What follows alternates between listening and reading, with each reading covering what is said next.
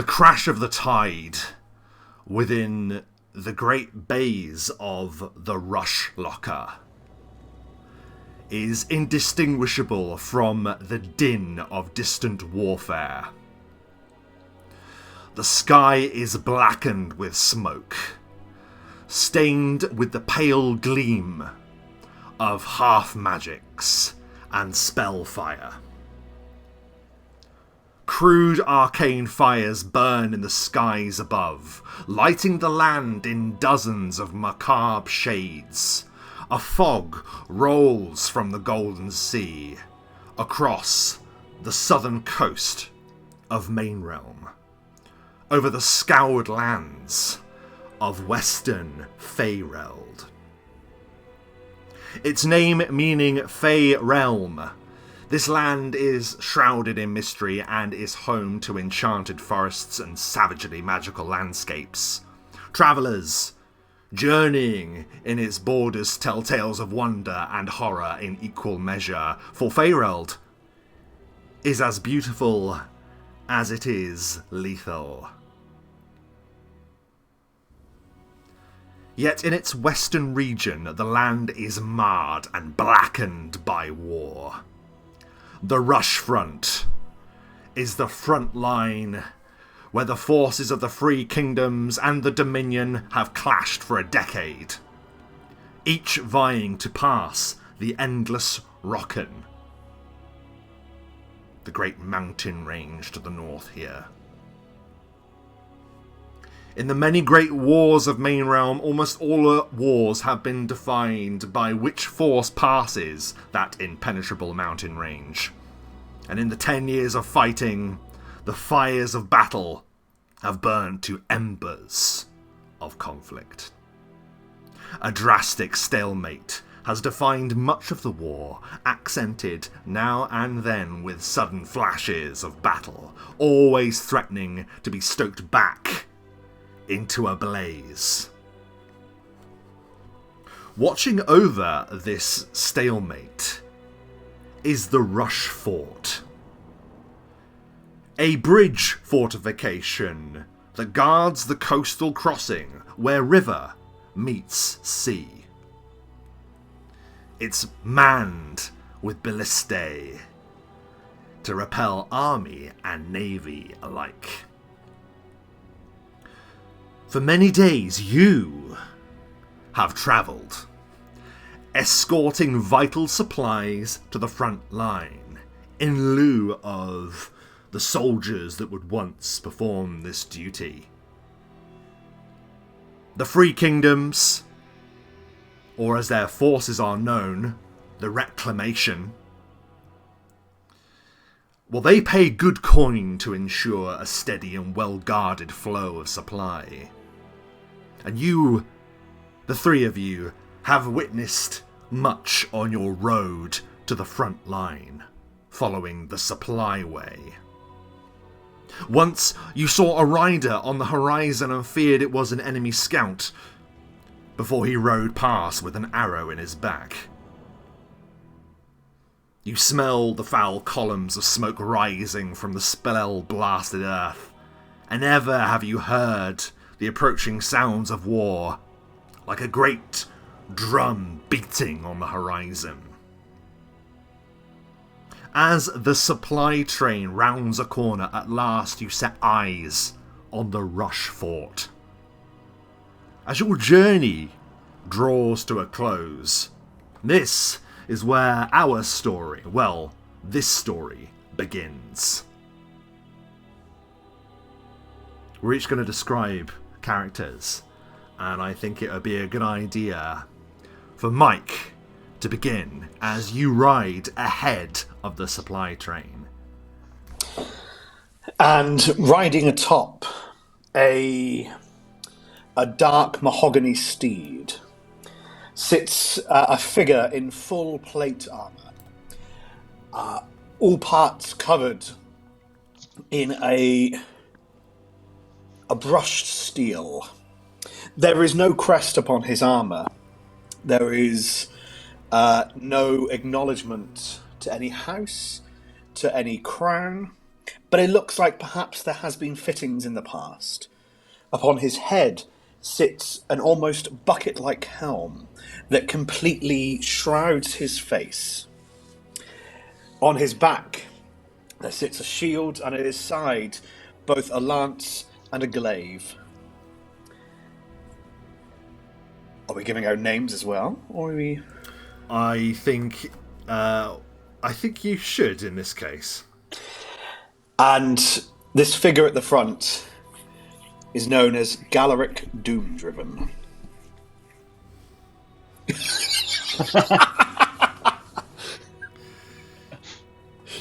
A reaction that we will address in time.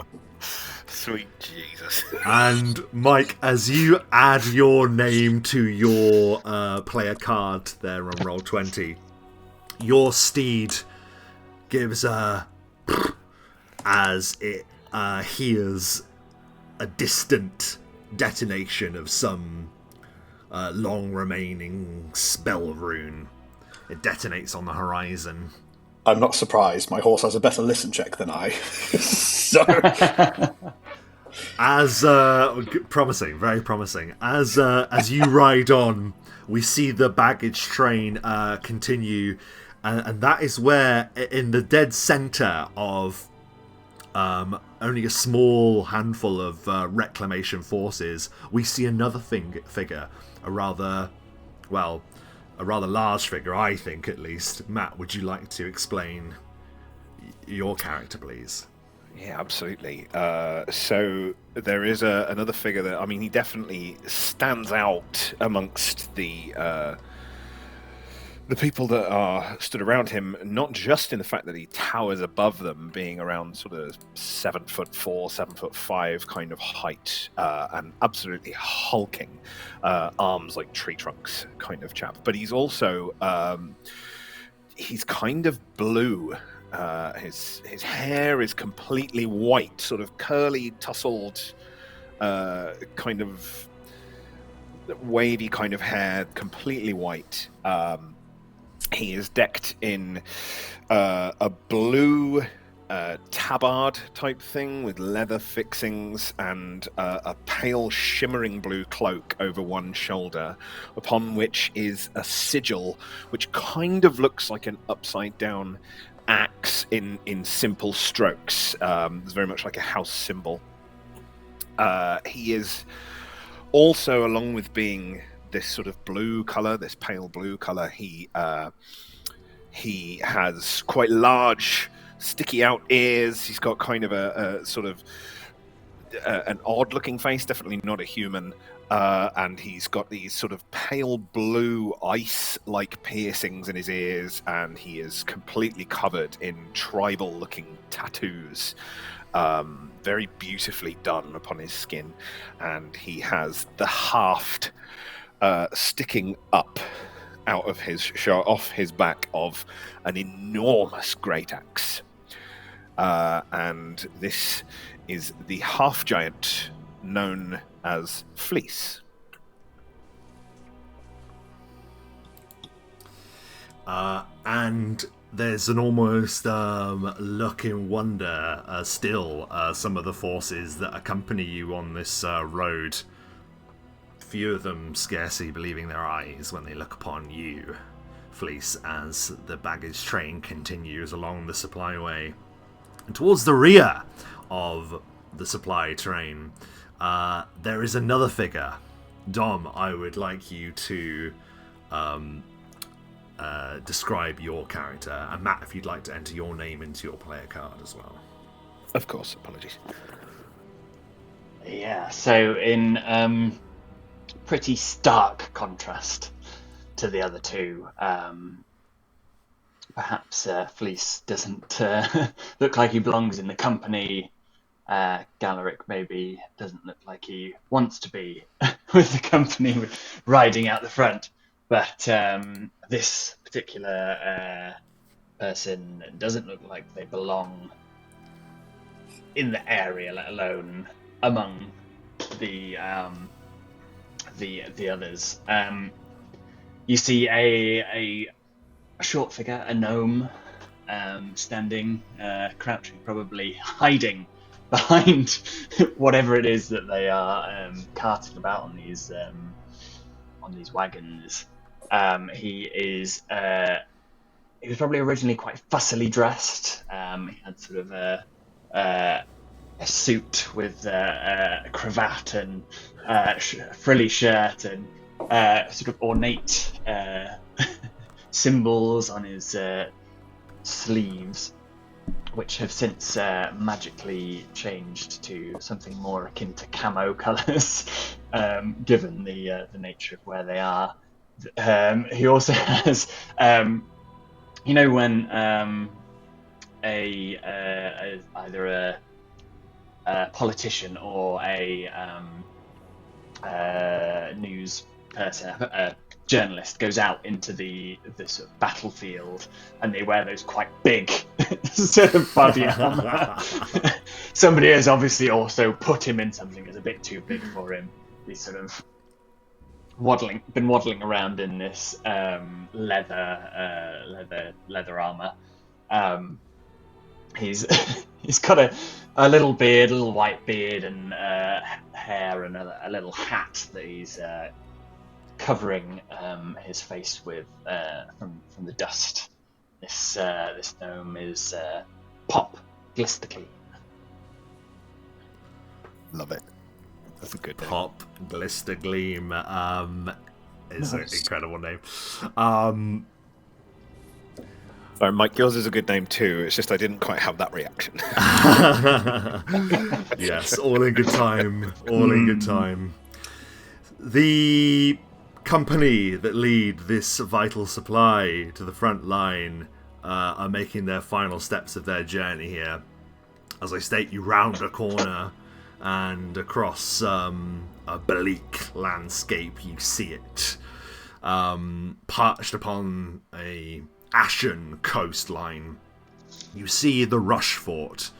It stands at the mouth of a rushing river that pours into the Rushlocker, the great cove that effectively divides the Silver Sea with the Golden Sea, which is the Southern Sea in this world.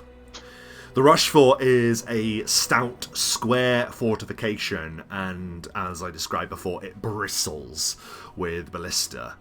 And the men, half-elves, and dwarves that guard it appear grim and seasoned. You guys can make a history check, a straight intelligence check, or a military check if you have any of those.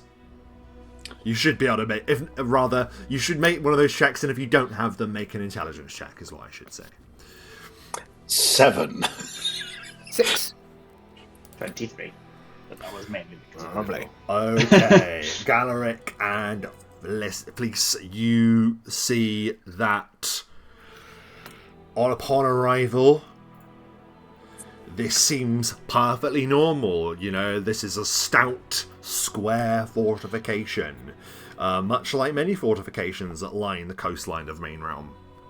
Pop, you, for whatever reason you're part of this war, the defenses here aren't like the songs. And there aren't legions of elves and dwarves and humans here ready to defend Western Main Realm from the onslaught of the Dominion. No. This garrison could hold easily 500 men. You do not see 500 men as the gates are thrown open and the supply is welcomed with grim yet grateful faces. As we move our map here, we will position ourselves here. I don't know if you can see where you guys are, but I am twice. You are there because you have both a mount token and a dismounted token. I felt it's just a good idea for you to have both. Fair enough. So you can decide which one you're using. and you can put aside which one you are not. Yeah, a cry goes up. At last, supply! They must have heard our bellies rumbling from Deneril. All the men appear to be particularly glad to see that you have arrived here. And probably for the first time in a while, you are treated with kind and welcome faces rather than the grim sights that the battlefield has shown you all. Whether you've been part of this war or not, the supply way is a grim road to take. Before you, there is the leader of the Rushfort, the captain of the Rushfort, moves his way towards you with clinking heavy metal armor. You see a dwarf move towards you. He has a rather exotic-looking dwarven weapon thrown over his back, and a heavy shield. And he approaches and he says, "I'm Captain Woolwort. It is well that you have arrived when you have. Our supply was dwindling. Lucky we have our resolve to lean on, if nothing else. You are welcome here."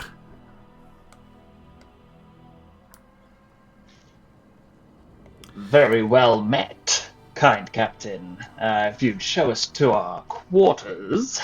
Ha! Do you hear him, lads? Quarters! And a laugh goes up amongst the men, clearly in need of a good joke. I'm afraid there's no fancy quarters here, but you can help yourself to one of the bedrolls in one of them tents there.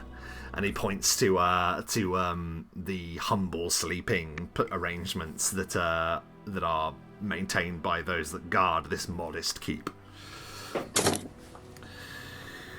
It is fortunate you have arrived when you have. Your arrival has been looked for.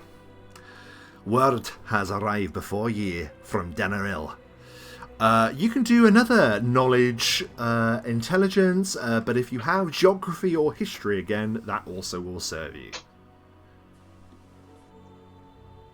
11. 7. Fleece, you have heard of a city known as Deneril, and you know it is an important position in the war against the Dominion. It is sort of like the forward HQ of the Free Kingdom's forces. It is a bit more central Faereld than where you are at the moment, but it's sort of the forward command centre.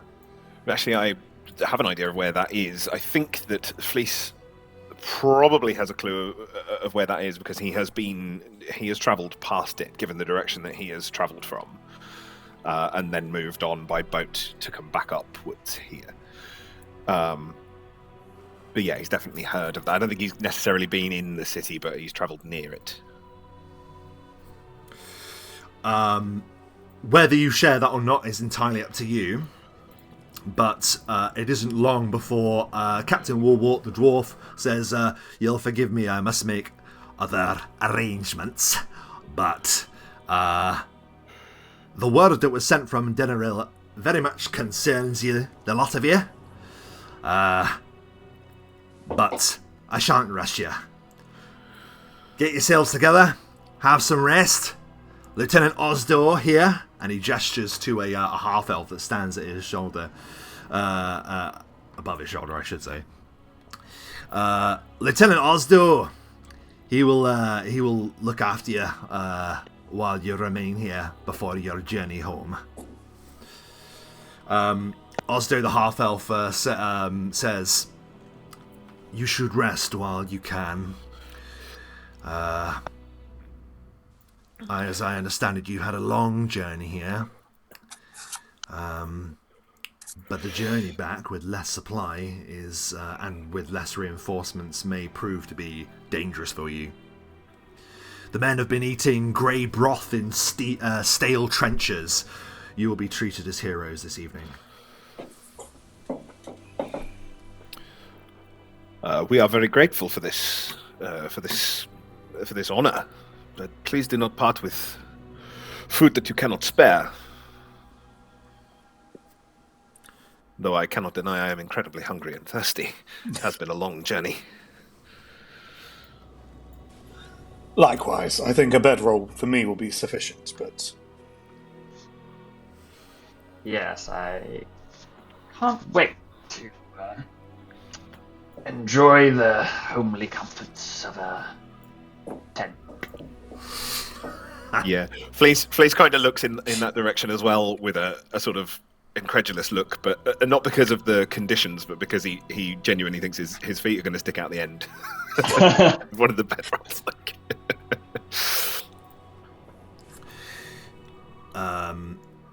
Lieutenant Osdo, I should put their names in the chat, shouldn't I? So there's Captain Woolwort and Lieutenant Osdo, which is a bit elder now.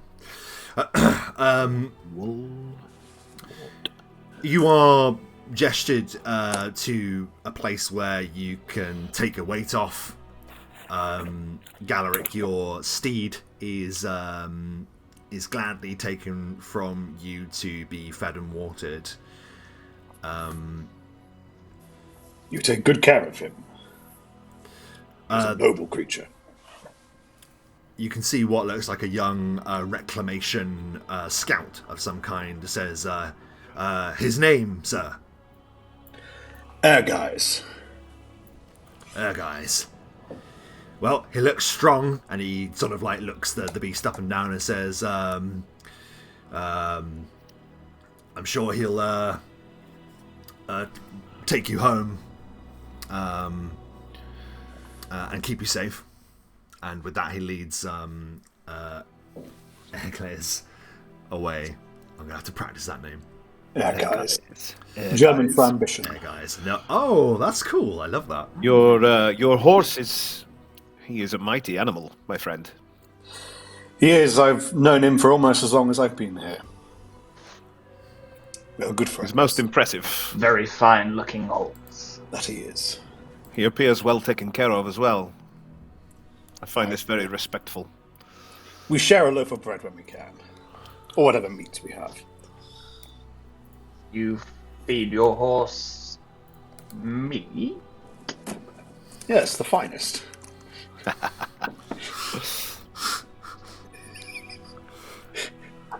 Upon this dietary revelation, there are some troubled looks about the camp, as this well-armoured individual clearly is not the smartest. and he's at home with his words, you know. You are privy to the hustle and bustle of the Rushfort. Men move backwards and forwards, performing their different duties. Is there anything that you guys are doing during your time? You've been on the road for about 2 days. 3 days, I would say. Is there anything that you do during this time of rest? This is the first time you've had a secure lodging since that journey began. I think Fleece will... he'll spark a conversation with any of the people that are doing manual labour, moving, carrying, lifting, and he will just help with anything he can do physically to do with, that kind of thing, just to ease the load a little bit and muck in. One of the men says, "Hey, I was carrying that," as you pick up the log and him as it's still dangling from underneath. Yeah. As you continue, but you note the men are pretty glad for you to be around, and from the talk that you pick up, it doesn't take a check for you to note that the presence of like strong, accomplished warriors here is looked on as like a relief almost. You can see that these men have been hard pressed for a long time. Their lives are here effectively. So to see any sign of support is appreciated in their eyes. So that's what Fleece is doing. Unless there's anything else you'd like to add, Matt. No, that's it. Literally just helping out. Pop, what are you up to during this brief respite? Yeah, I think Pop is probably he's probably going to the. Is there a break area, sort of where the any soldiers are sort of sitting? Yeah, so there's that white tent there, which is sort of like a mess tent. There's food and some of the supply that you've brought has already been dished out as a sort of like a treat, really. Could Pop go into that tent? And I think he would. Something I forgot to mention is he has the sort of countenance of what you might refer to as a table mage. Sort of in a rich family might bring in a table mage to perform tricks at dinner and entertain guests and things like this. So Pop will go and perhaps while serving food and stuff, just do like some silly little tricks and try and entertain and chat with the men and see if he can raise spirits / get a little insight into how things are going, according to the sort of general people in the fort. Yeah. So, is there any kind of check that you want to make to determine that, or is that you just want to? I could do a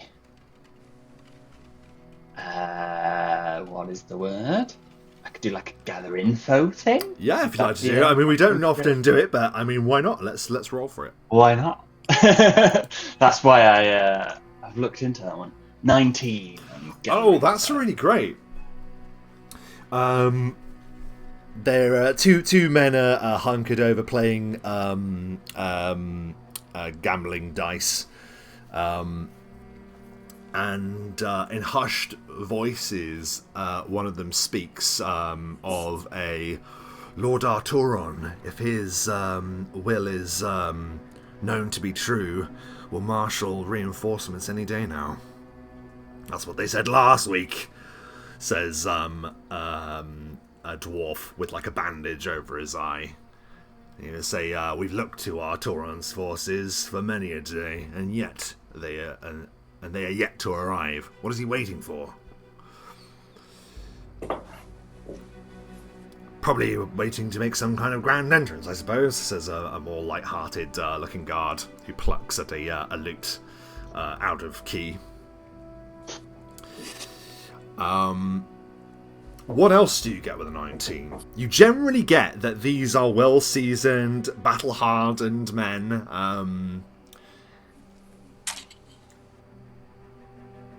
Other than that, I mean, most of them seem to be sort of almost like they're in a constant state of waiting for something to happen. The problem with the stalemate is that they can often last a long time, but can end at any second. So they don't really. They always sort of seem to be a little on edge. But their eyes curiously follow you, Pop, as you arrive. You note that there aren't other gnomes in the Rushfort. Fair. I think the sort of he goes and helps serve the food and stuff, and he uses some minor illusion to make it look as if he's pouring gruel, and then as the plate goes into the soldier's hand, he undoes the illusion, and it appears to be a slightly nicer meal based on what the supplies they brought. Not anything fancy, I imagine, but better than the gruel that they've been eating, and sort of in a way to just make them go, ooh. He's going to say, the gods Ouija smiles! Look at my plate! It glimmers with flavour!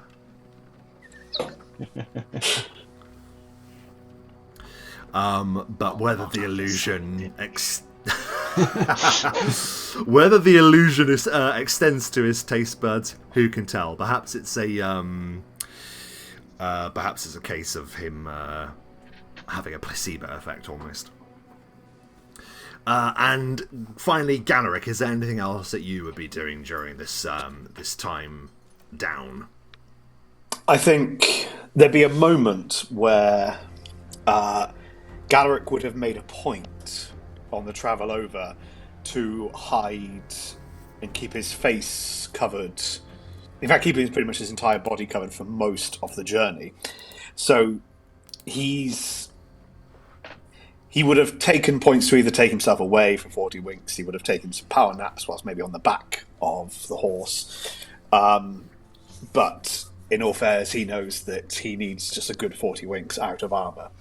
So he's finding a spare tent and ensuring that he's closed all the flaps, and then he just takes off his helmet and just has a moment where he can just get just a quick power nap in, out of armour, and just enjoy it. Is when we discover that he's actually 4 kobolds stood on each other's shoulders. Stranger things have happened. He thinks to himself, if he gets up in time, he'll check in at the stable master and just see how our guys and maybe some of the other horses are. But besides that, he's keen just to get out of his armour just for a short bit. Absolutely. And you are able to enjoy a brief respite. It isn't quite a long rest, but that isn't strictly needed mechanically right now. But you are given time to rest, to restore yourselves, and suddenly word comes to each of you that Captain Woolwort will see you in the lower chambers. Is this the following day? Not the following day. No. It's only like a couple of hours here and there. I see. After a good... Yeah, just a short respite. Yeah. Cool. It's only then your eyes fall upon a single staircase that actually delves down under the courtyard, under the central courtyard of the Rushfront. And it is then that you are taken down there.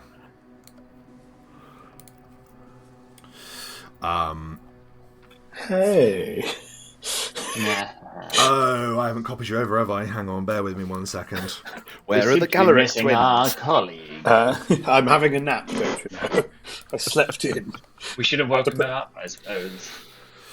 Yeah, he's probably taking a lot longer to put on all of his armour. Yes. These heavily armoured people, they do tend to take a while to get ready. Well, Woolwort will say, I know that pain. Appearances are important. Sorry I'm late. I have learned to sleep in my armour at this rate. This stalemate, it seems to go on forever. Welcome. Sleep in your armour, friend. You must have terrible bad back. I'm sure I can crack that for you, one-armed. Perhaps I may take you up on that offer, but right now we have other things to discuss. You are in this room, and before Captain Woolwort, you see a large collection of battlefield maps, the Rushfront detailed and cornered off into various vicious areas of magical phenomena and chaos and conflict, effectively. If you imagine 2 powerful fantasy kingdoms smashing together in a very considered and small space comparatively to the forces that they wield, it is just done an absolute number on the realm. And these maps sort of show the really dangerous pockets of fallout, as it were. Woolwort says,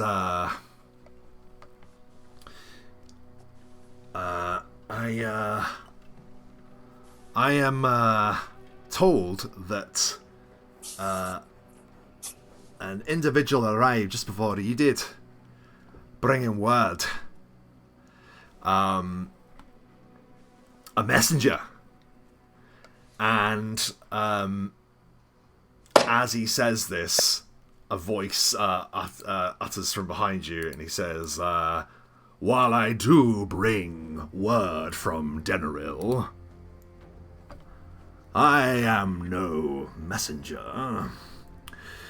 Behind you, there is a figure that sweeps into the room. A tall, elderly man. But while he is old, he has a strong posture to him.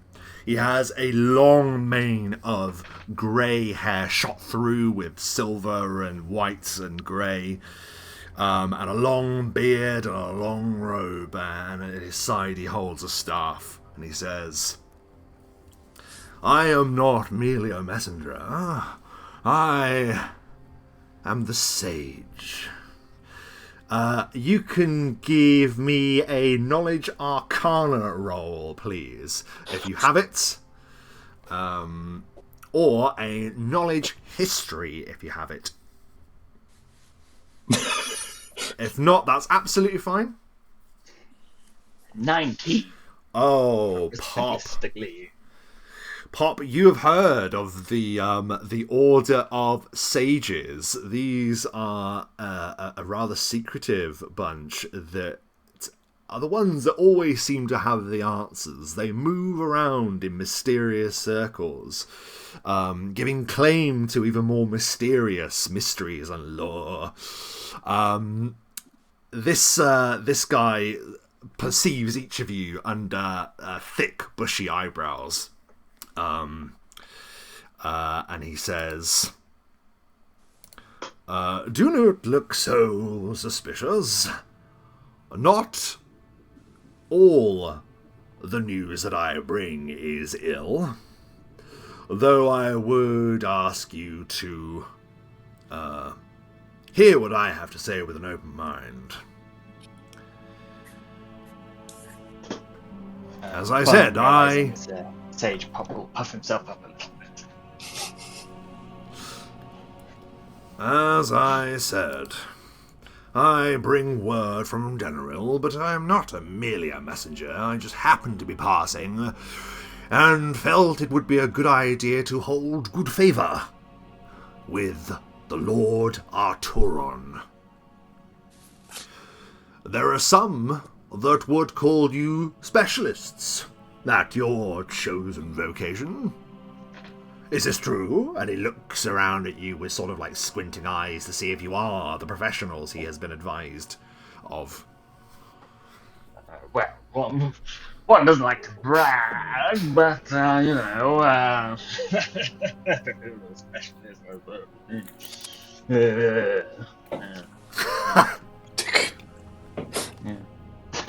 I'm afraid I cannot make a claim to be a specialist in any field. I am but a servant of good faith. And I currently stand before you as a hedge knight. No alignments to house nor king, nor queen. Galaric, please perform a will save.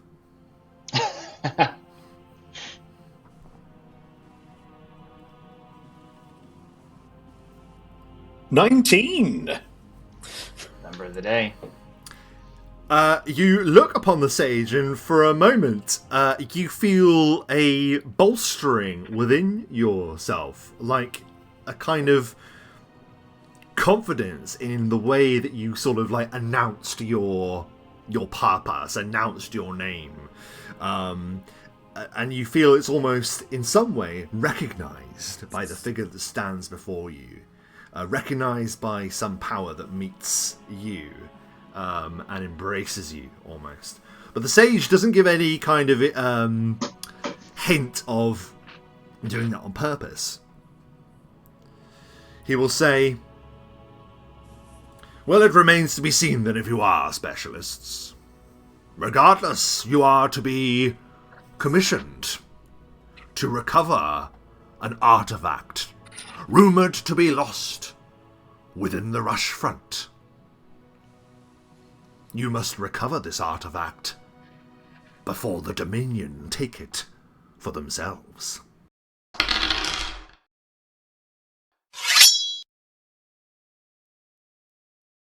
So, what was I saying? You are to be commissioned. Yes, thank you. You are to be commissioned to recover an artifact rumoured to be lost within the Rushfront. And you are to find it before the Dominion take it for themselves. Well, it's all right for some, says Woolwort, looking at you all. Some of us have to be stuck here.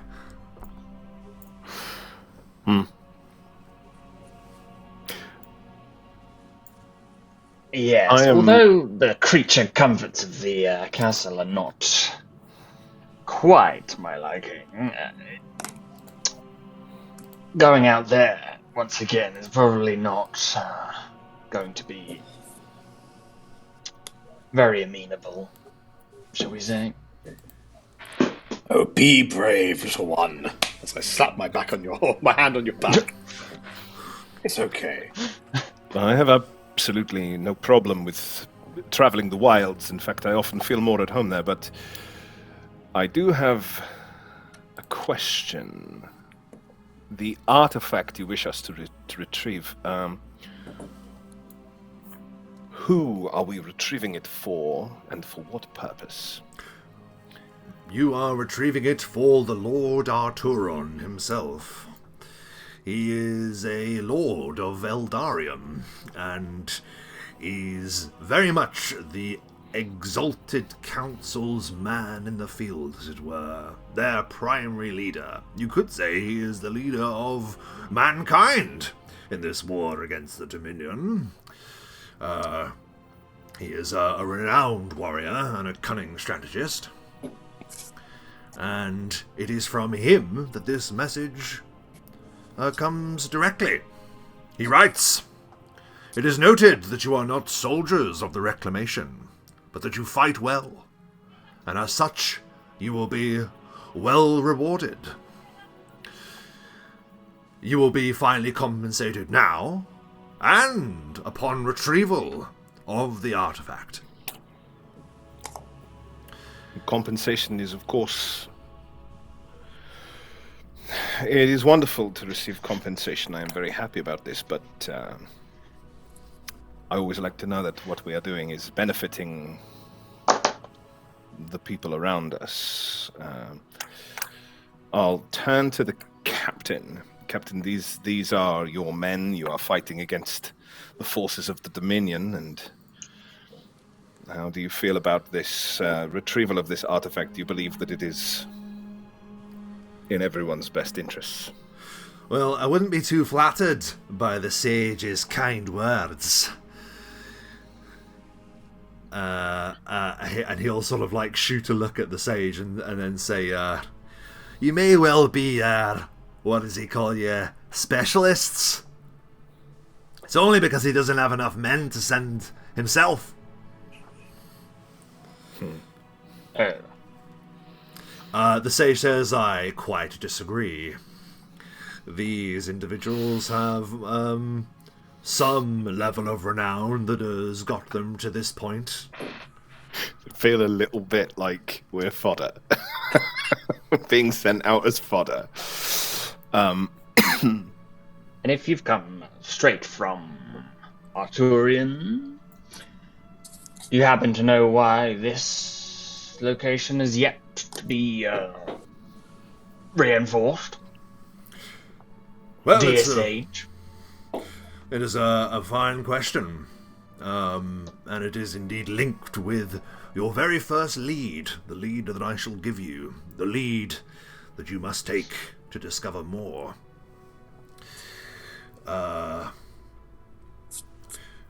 Your first lead is to meet an agent of the Court of Whispers. They are held up in the ruins of South Point. Can you each make a history check or an intelligence, straight intelligence check, if you rather? That oddly rings a bell in my head anyway. It should, Another 7. It should. Obviously not character-wise, but... 13. 21. 21! Yes, Pop, you know well. South Point has a varied history. It was once an elven fortification known as Uthriel in the ancient days. It is famous for it is where the elves and the Azamar first came to peace talks between the plain-touched and elvenkind. But then in later years, after many wars where humanity took control of these abandoned ruins that the elves left behind, they built their own fortification on top of what was left and named it as imaginatively as the other points across the main realm, South Point. South Point was effectively an incredibly strong port town that effectively brings in trade from across the Golden Sea. But many years ago it fell into disrepair and became sort of like a haven for pirates and conspirators and brigands. And then the war broke out. South Point very much is a flooded city hub in the centre, the very centre of the battlefield. If you think of The Return of the King, Tolkien, if you think of Osgiliath, that settlement that is effectively torn apart from both sides, that is effectively what South Point has become. It is a ruined city on the coast, and it is there, the sage continues, there is where you will meet this agent of the Court of Whispers, held up in South Point. This agent was the first to bring word of this artifact, to answer your question, Master Gnome. First to bring word of the artifact before his rooks ceased word, and he was heard of no further. Interesting. South Point, you say, in the old elvish Uthriel, and Pop begins a lengthy lecture explaining everything you've just said, with lots of additional meaningless waffle, which he peppers throughout the history that he's decided to impart upon everyone. Amazing. A little unnecessarily. Well, I quite know the feeling. And you will know them by their moniker, Delver, as in to delve. Delver.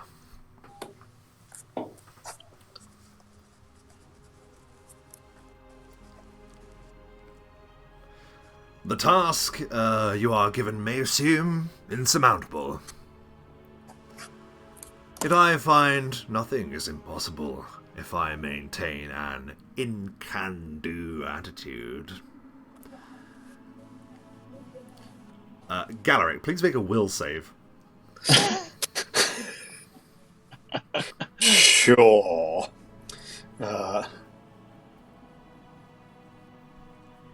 11. Yeah, you just can't help but feel really emboldened by the words of this older fellow. Like I say, older, but he certainly has the stature of someone who holds himself with a great amount of power, it seems. The artifact, and this is the last bit of information I have on the topic, the artifact is said to be a powerful focus of divination magic. It is known as the Horizon Lens. Have we heard of this? Do a knowledge arcana, please. Can I just do intelligence? Oh yeah, of course, yeah. You can any absolutely knowledge. do. Yeah. I suppose you fancy doing a knowledge planes? Yes. Yes, I get 2 in this. Yes, 14. No, none of you really have heard of the Horizon Lens. But he continues, and he says, "It is a powerful orb of scrying. They say that it is capable of pointing the mind's eye anywhere in the world. Such spells often have a limitation of distance or a certain amount of focus or blah, blah, blah," and he goes on a long rambling explanation. "But I can tell you as a sage and of the Order of Sages who is well versed in the old lore, that to look from one side of the world to the other is a power unlike any that has been, pardon me, seen in this world." And of course, well, thank you. He seems really down with Pop gets all of his lore references, and you guys are fast friends already. It goes without saying that if the Dominion were to recover such an artifact, it would spell disaster for the Reclamation war effort. So, to summarize, you're to find Delver in South Point. You are to move swiftly and secretly, if you can. And you are to learn from him the location of the Horizon Lens and return it to the borders of the Free Kingdoms. Do you have any questions? As I say, I am a man of immense knowledge. I would urge you make good of it whilst you can. Have we heard of the Court of Whispers? Oh, good question. Intelligence We know of roll. Intelligence roll. 17. Oh, I thought that's what we were doing in his 8. What a shame. 13. Galeric, you do know a bit about the Court of Whispers. In your brief time returned to Main Realm, you can't help but feel that you've overheard that name in passing or in conversation. You can't quite recall when, but something about it feels familiar to you. You're starting to feel that perhaps you might have known the Court of Whispers under another name,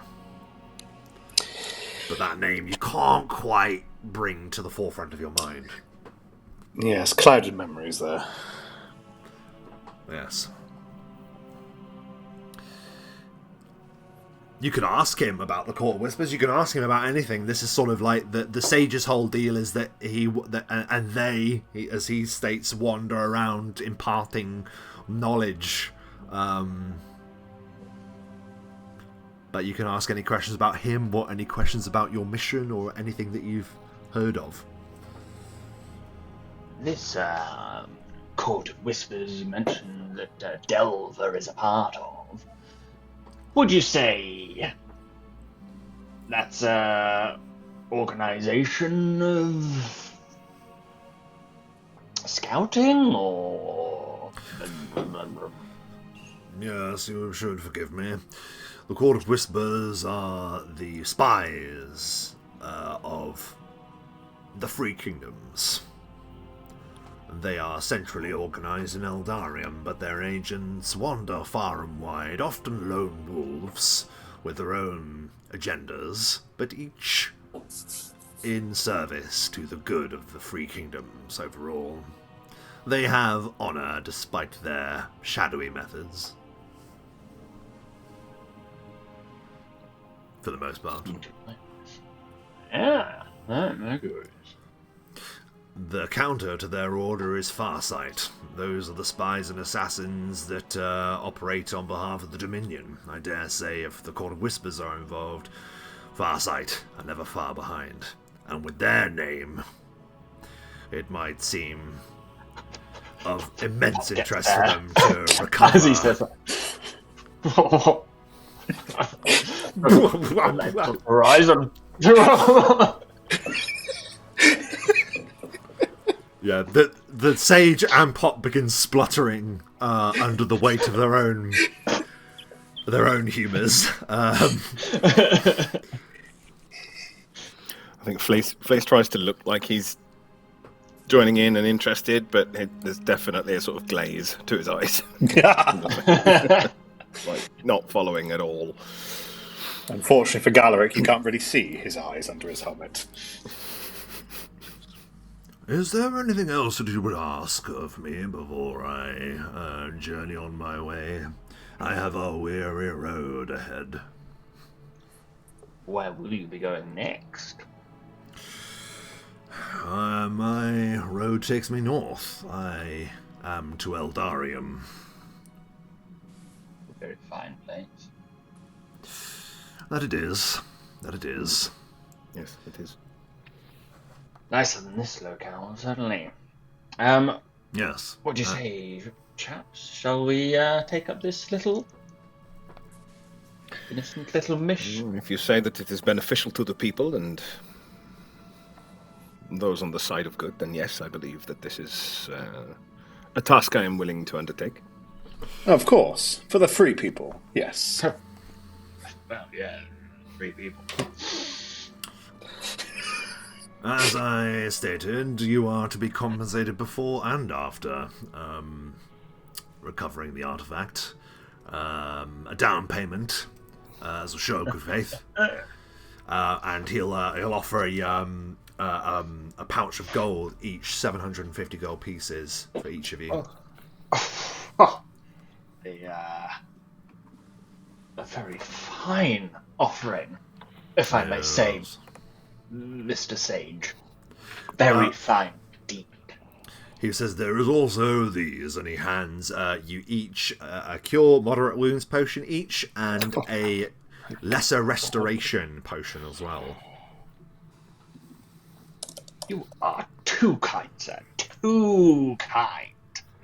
Aye, kind enough to send you out into the Rushfront with all that coin to be thieved off you.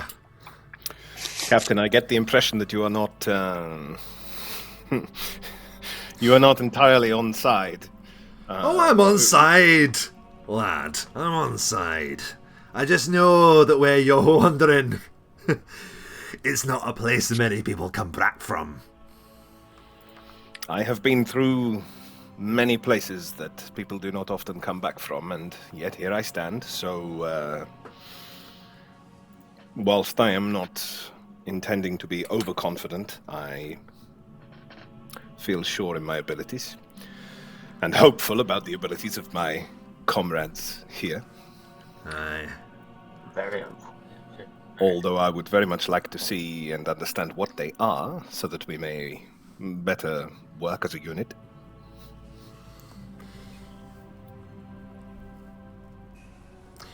Yeah.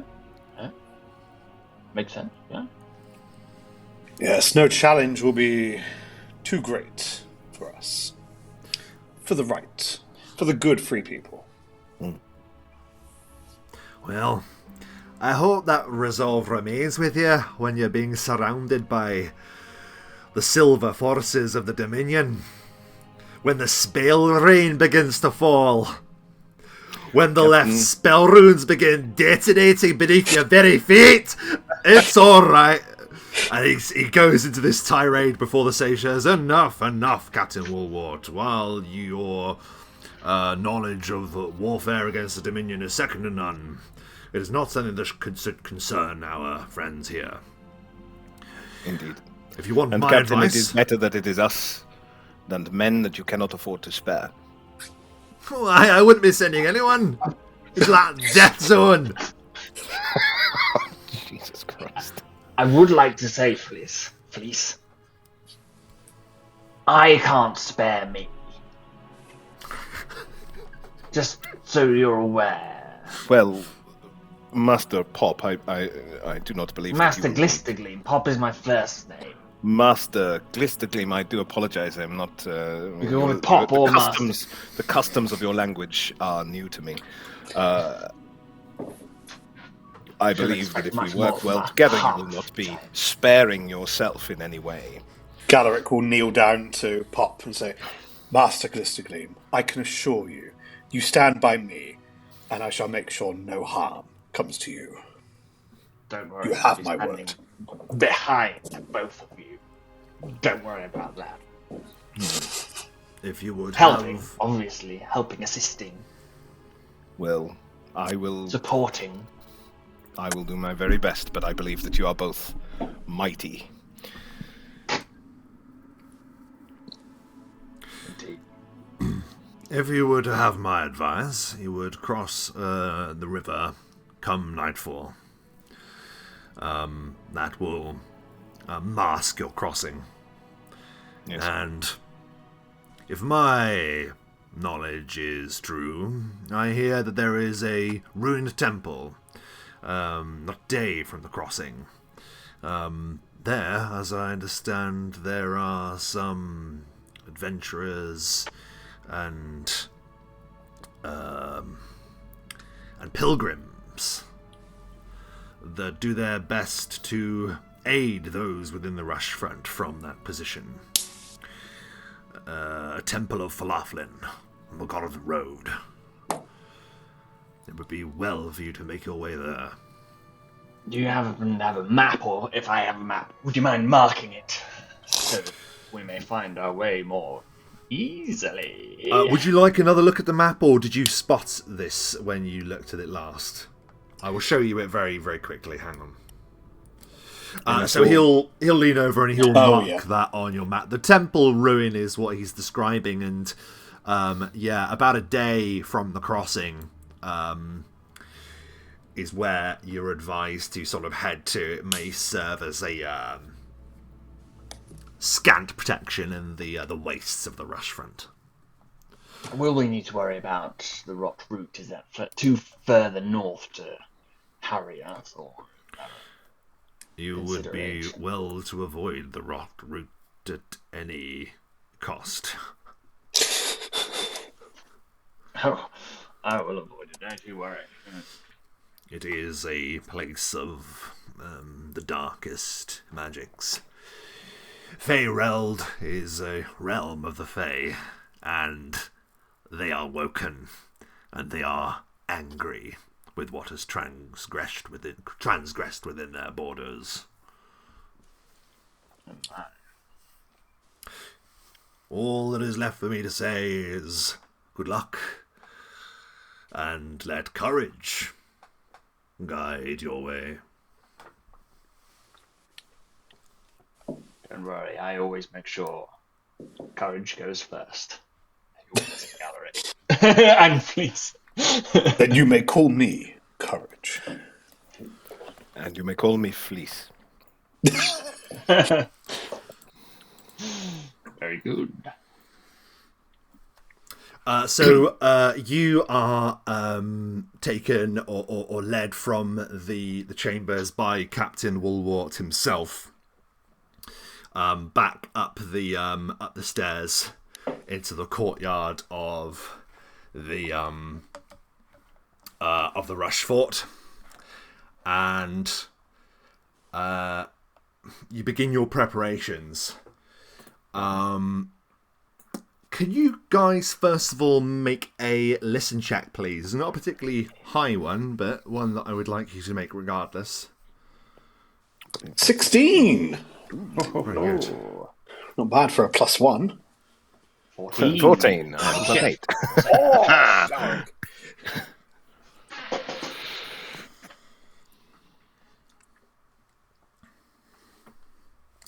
Oh, Galaric's got the highest there. So, whilst I'm getting you to roll, can you also each make me a spot check as well, please?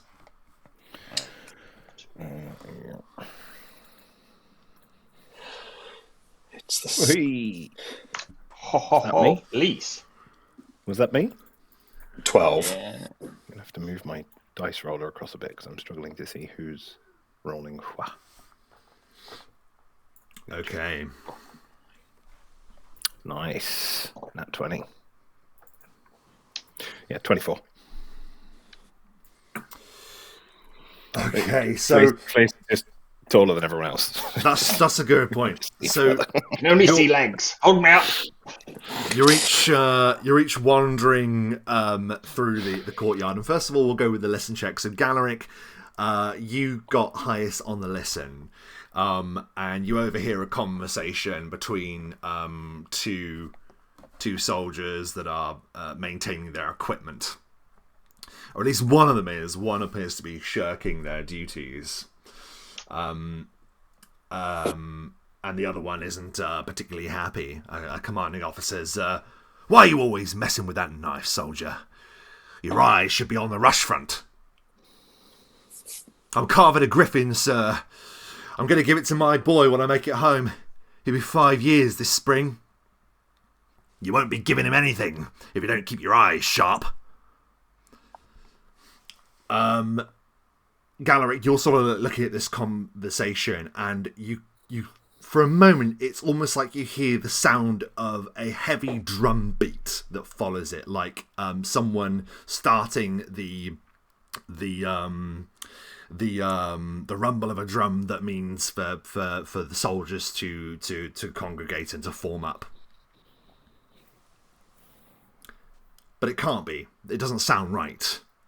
With a natural 20, you, Fleece, happen to be standing in the perfect spot to see through a slither of the gatehouse across the bridge that the Rushfort is built upon. The bridge that the Rushfort guards. You see, for a split second, an almighty flash of light. And it seems like the world goes silent. Until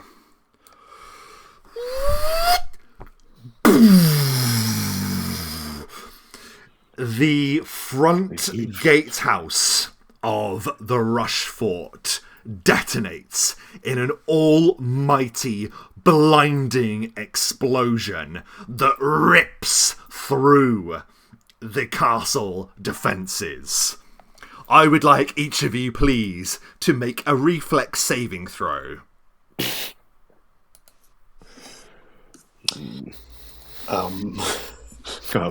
4. Oh, God. Oh, I got the same, but I rolled a crit. Roll it. Good to know I'm with another +2 there in reflex.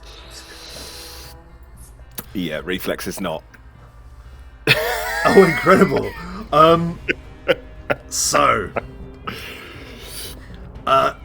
you, those that failed, it was DC 17. So, those of you that failed take the full 14 points of fire damage. Ooh. You are fortunate to only receive that, as you are alarmed to see the entirety of the gatehouse is utterly sundered. Galaric, you were successful, yes? I was, yes. So you only take half. You take 7. Explain, Galaric, how you, at the last second, are able to mostly defend yourself from the blast. It's a sound that just before something happened there's almost a sixth sense that Galaric has had to develop in times gone by, and just at that moment he learned to trust. In that little moment, the hairs stood up on the back of his neck, and it just went nope, and instinct just took over for a second as he jumped to the nearest shelter. "Defend the breach!" a voice shouts up. Now, it would be the commanding officer of the Rushfront, but as you recall, Captain Woolwort was leading you as you went up to this level. Woolwort was with you. Please, Galaric, as you were successful, can you roll a d20 and add 3 to it? I need to see if Woolwort was able to protect himself, because he was ahead of you nearest. 22. So that was a public roll to determine whether or not Captain Walwart survived the blast, because he was right next to the gatehouse. He survives with half of his HP. So Walwart will be joining you in the battle. Another voice shouts up, "The breach! Form up in the breach! The Dominion! The Dominion is come!" Roll initiative. Let's check out my ultimate technique. Oh, 5. 3. 11. 27. Oh. Yes, Pop. Nice. 27. Whew.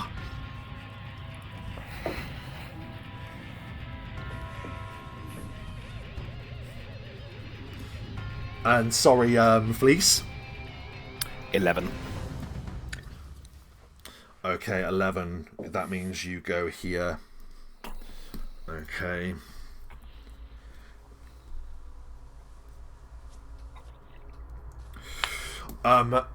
Bursting from below those steps comes the Sage. And he is wroth to behold.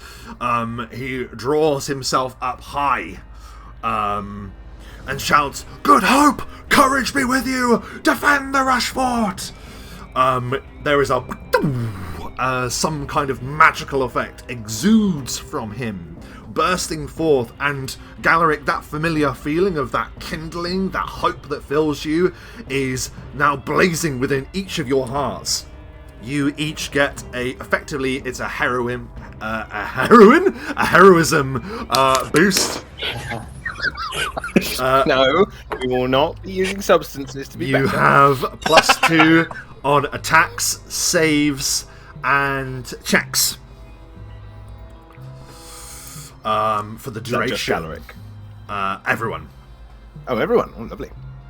Like, this power ripples from him as he holds his arms high. "Defend the Rushfort! Have courage!" Captain Walwart is pulling himself up from the ground, and he's sort of like, part of his beard's on fire, but he just leaves it because he's just pissed off. And hafting what looks like a dwarven Halgrosh, he says, "Well, we've been waiting for this ceasefire to be at an end. This dull waiting. It's time. Take the fight to them!" And he rushes to join the fray, awaiting the Dominion in the remains of the blasted gatehouse. So I will move him there. Pop.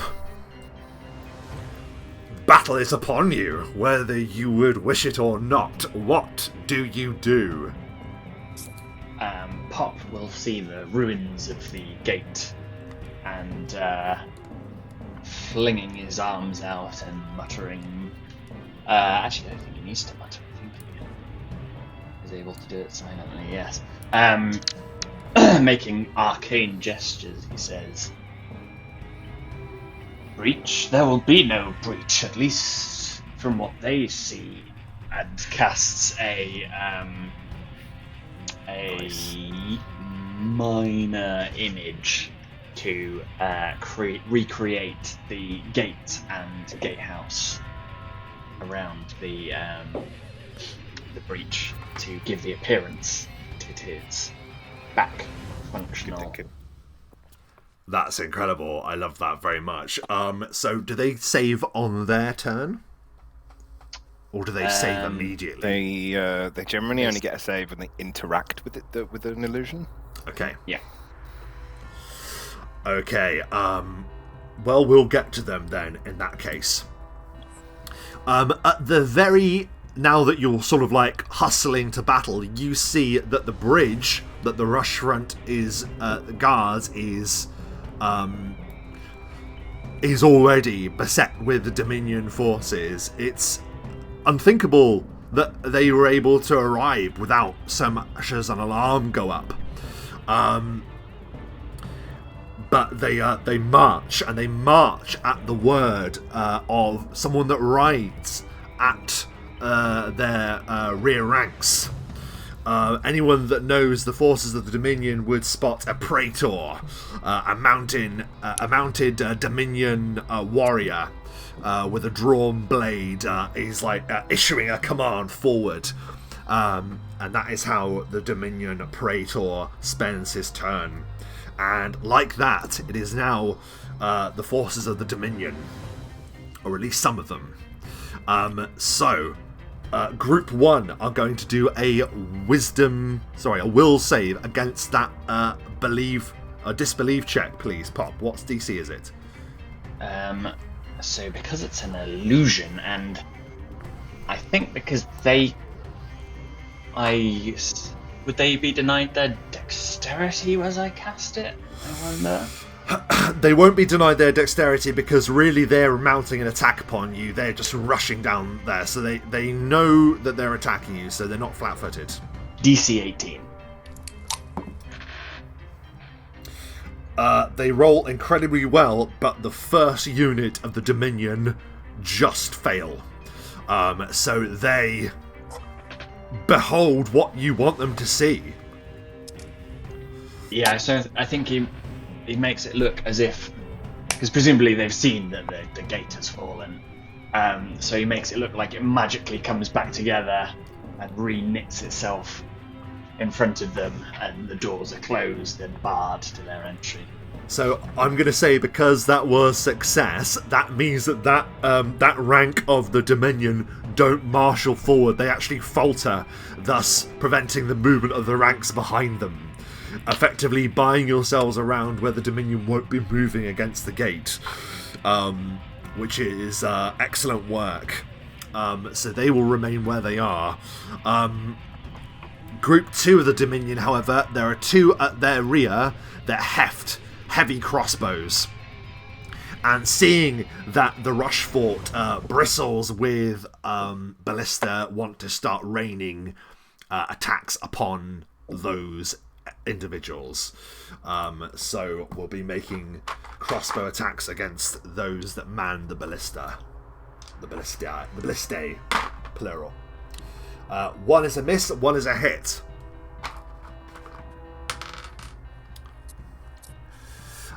So someone on the ballista takes a shot to the shoulder. But other than that, their quarrels from their crossbows fall short, and the ballista remains unharmed. The final group of the Dominion, they can't move forward and they're not in range, so they will stay where they are. Fleece, it is your turn.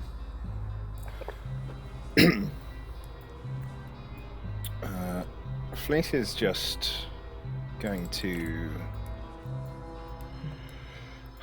he's going to move forward. That's kind of what he can do. There's nothing he can attack. There's... So if we go 1, 2, 3... He can get to here. He rushes forward with what appears to be incredible speed, sort of bounding. There's a sort of thud, thud, thud as he runs forth and draws this axe that is obviously large size and looks like it is. It's sort of transparent. It appears to be made of solid ice, and a sort of gentle ice smoke just pours off it all the time, and sharp icicles stick out the back of it. And he wields it with great ease as he rushes forward and prepares himself for battle. But that is all he can kind of do on his turn. Actually, are they moving? They're moving forward. They are. They are. So in which case, I'm not going to be doing anything. They could just essentially do a double move, just to get in the front line at the very least. Yeah. Yeah, so I'll move to here. I'll do a double move, and I'll move into the front sort of squadron. Yeah. And that is his turn. You can see that they're emboldened by your presence, Fleece. Remember, the Reclamation is made up of the three kingdoms, so there are half-elves, dwarves, humans, people from all different walks of life, united in the antithesis of their way of life, the faceless, innumerable forces of the Dominion in their silver armour marching forward. They brace, basically holding the line here, knowing that their advantage in this fight is to basically hold this bottleneck against their forces, and they are emboldened by your presence. Very good. Lieutenant Osdo, who also lives from the explosion,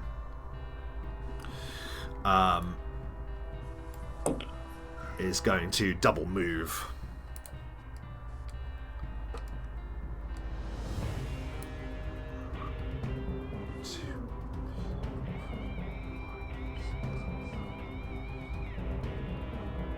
And he is going to effectively just run up to the top of the battlements. That's his turn.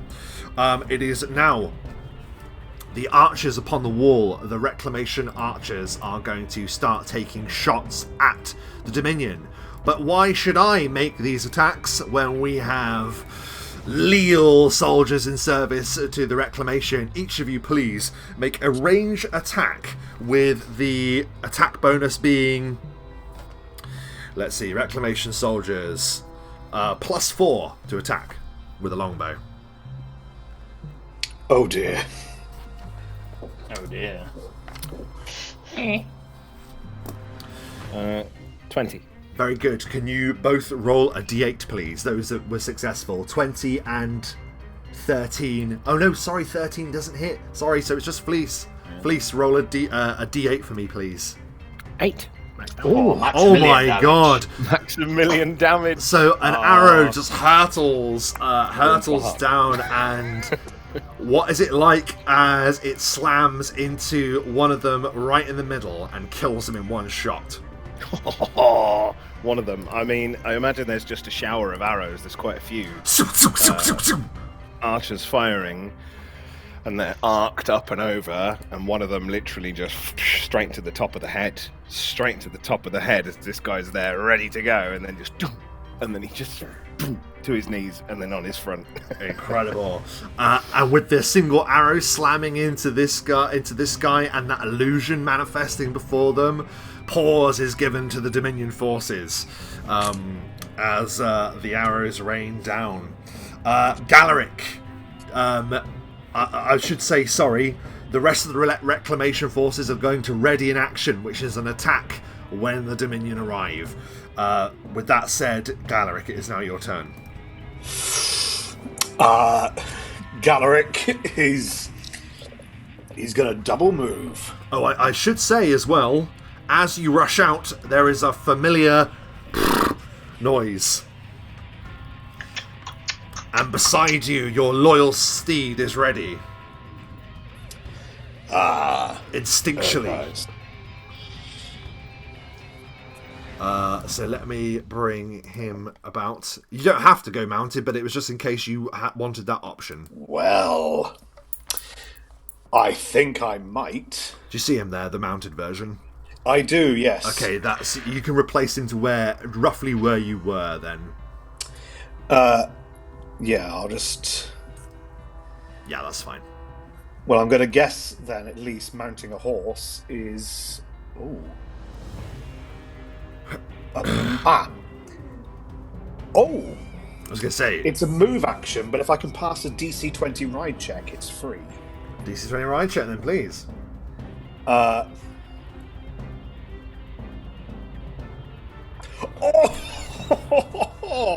What is it like as you, competently mount up? This is a creature, a guy in full plate armor, just literally swinging on with such grace and finesse. He's done it 100 times. He knows how to get on the back of a horse and charge. And let's see. So 5, 10, 15, 20, 25, 30, 31. I will still double move. Galaric, whilst on the horse, double moves out, riding to the front of the charge. And at the front, Galaric takes out his glaive and he unsheaths his shield. And as he gets to the front, he lets go of his shield as it just animates and hovers in front of him. As he has both hands now on his glaive and a shield. That's so cool. And it's as you ride, like the men part, like the sea to allow you through. And ahead of the forces of the Reclamation, there is a knight from an older time, from an older age. That is your turn then. The rest of the Dominion are held up, apart from what look to be some deadly looming figures. In the center of their force, you can see two particularly large creatures making their way through the forces. And what's pretty remarkable is you can't really tell what they are. Are they men? Are they ogres? What are they? Fleece, you can make a roll with your level, because I don't think you would have the skill, but you would know something about them depending on this roll. 19. These seem to be of your kin, Fleece. You have heard stories of the Iron Bastards, and these are of their rank. These are like mutant giants. I want them. Bred for war. And they are going to move, but because of the ranks in front of them being halted by the illusion for a round at least before they get another check, they are instead going to... No, can they do that? No, they'll have to just do normal speed. But there's difficult terrain, so that'll be half movement, so 5, 10, 15, 20. I will just put them here. So they begin wading through their own forces. Immediately, this seems like an opportunity before the chaos.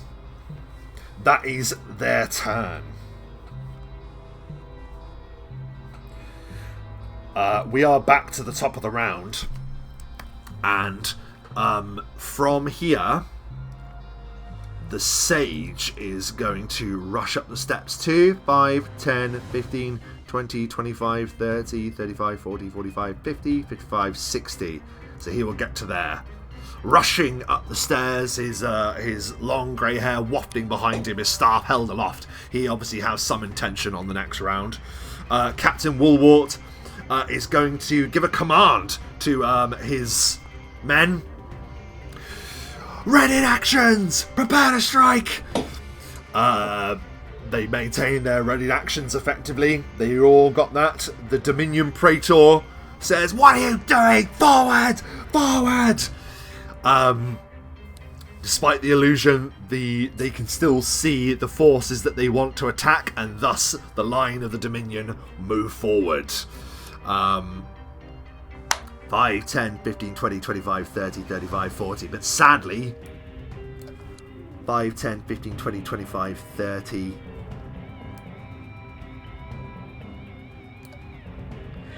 I think they can all reach Galaric. Yeah. Well, actually, I need to just check something with you now, Rob. Oh no! Dude!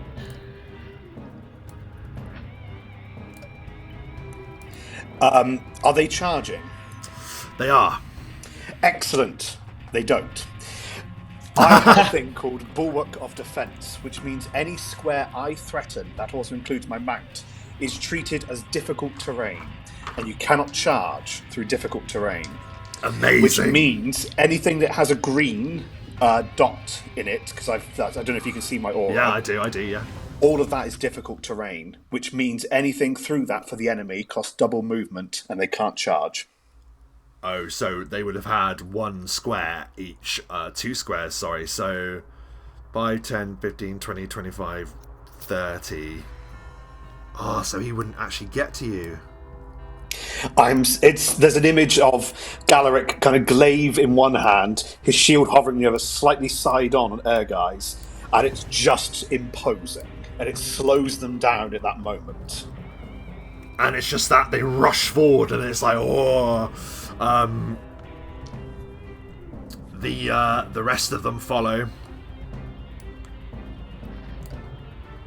Cannot attack the mounted nightmare. Mm-hmm. But as these move forward, and these, there are going to be consequences for your positioning. That is fine. Galaric, what is your armor class? 22.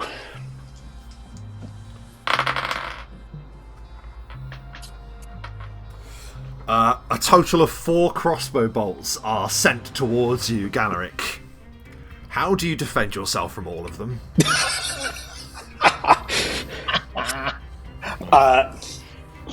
There is a moment where he kind of brings his shield arm up, and the shield, where it is animated, is raised to capture a few of them. Galaric is able to just knock a bolt out of the air through practice, and then luckily one of them just ricochets off his helmet. Very Dunk. good. It's just dunk. Do. Just turning the helmet back round slightly. There we go. Amazing. Okay, so that was the Dominion moving forward. They couldn't reach it, so I'm going to say that the illusion is still in place for them, and because they can't pass through, they can't yet make their attacks. So with that, Felice, it is now your turn. Has Pop been? Oh, I'm so sorry, Pop. It's your turn. I'm so sorry. You should have gone before those Dominion forces moved. I do apologise. I don't mind them having moved. That makes my job a little easier. Okay. Pop is going to pop out from behind the corner. Amazing. That's not going to get out. He's going to cast a blinding colour surge on this one here. Oh, okay. That is Dominion Group 1, 2. Okay.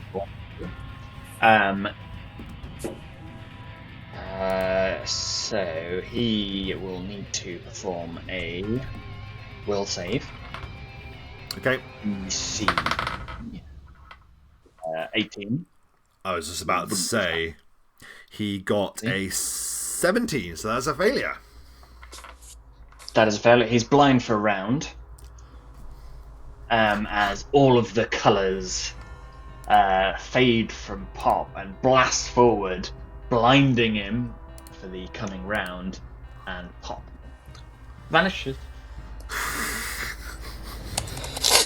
Incredible. You just see this one guy suddenly clutching his face. He's in the front lines of a battle in front of a dread knight, and then suddenly his eyes fail him. Like the terror. He gives a shriek as this happens. Anything else on your turn, Pop? No, that is all. Make myself look invisible. So the Dominion Praetor continues giving his calls, which she did. The Dominion forces were still moving forward, so they acted before you. So now it is Fleece's turn. Excellent use of that. I love that spell, Pop. It's just lovely. Very nice. Yeah, I mean, Fleece will 1, 2, 3. I mean, he can.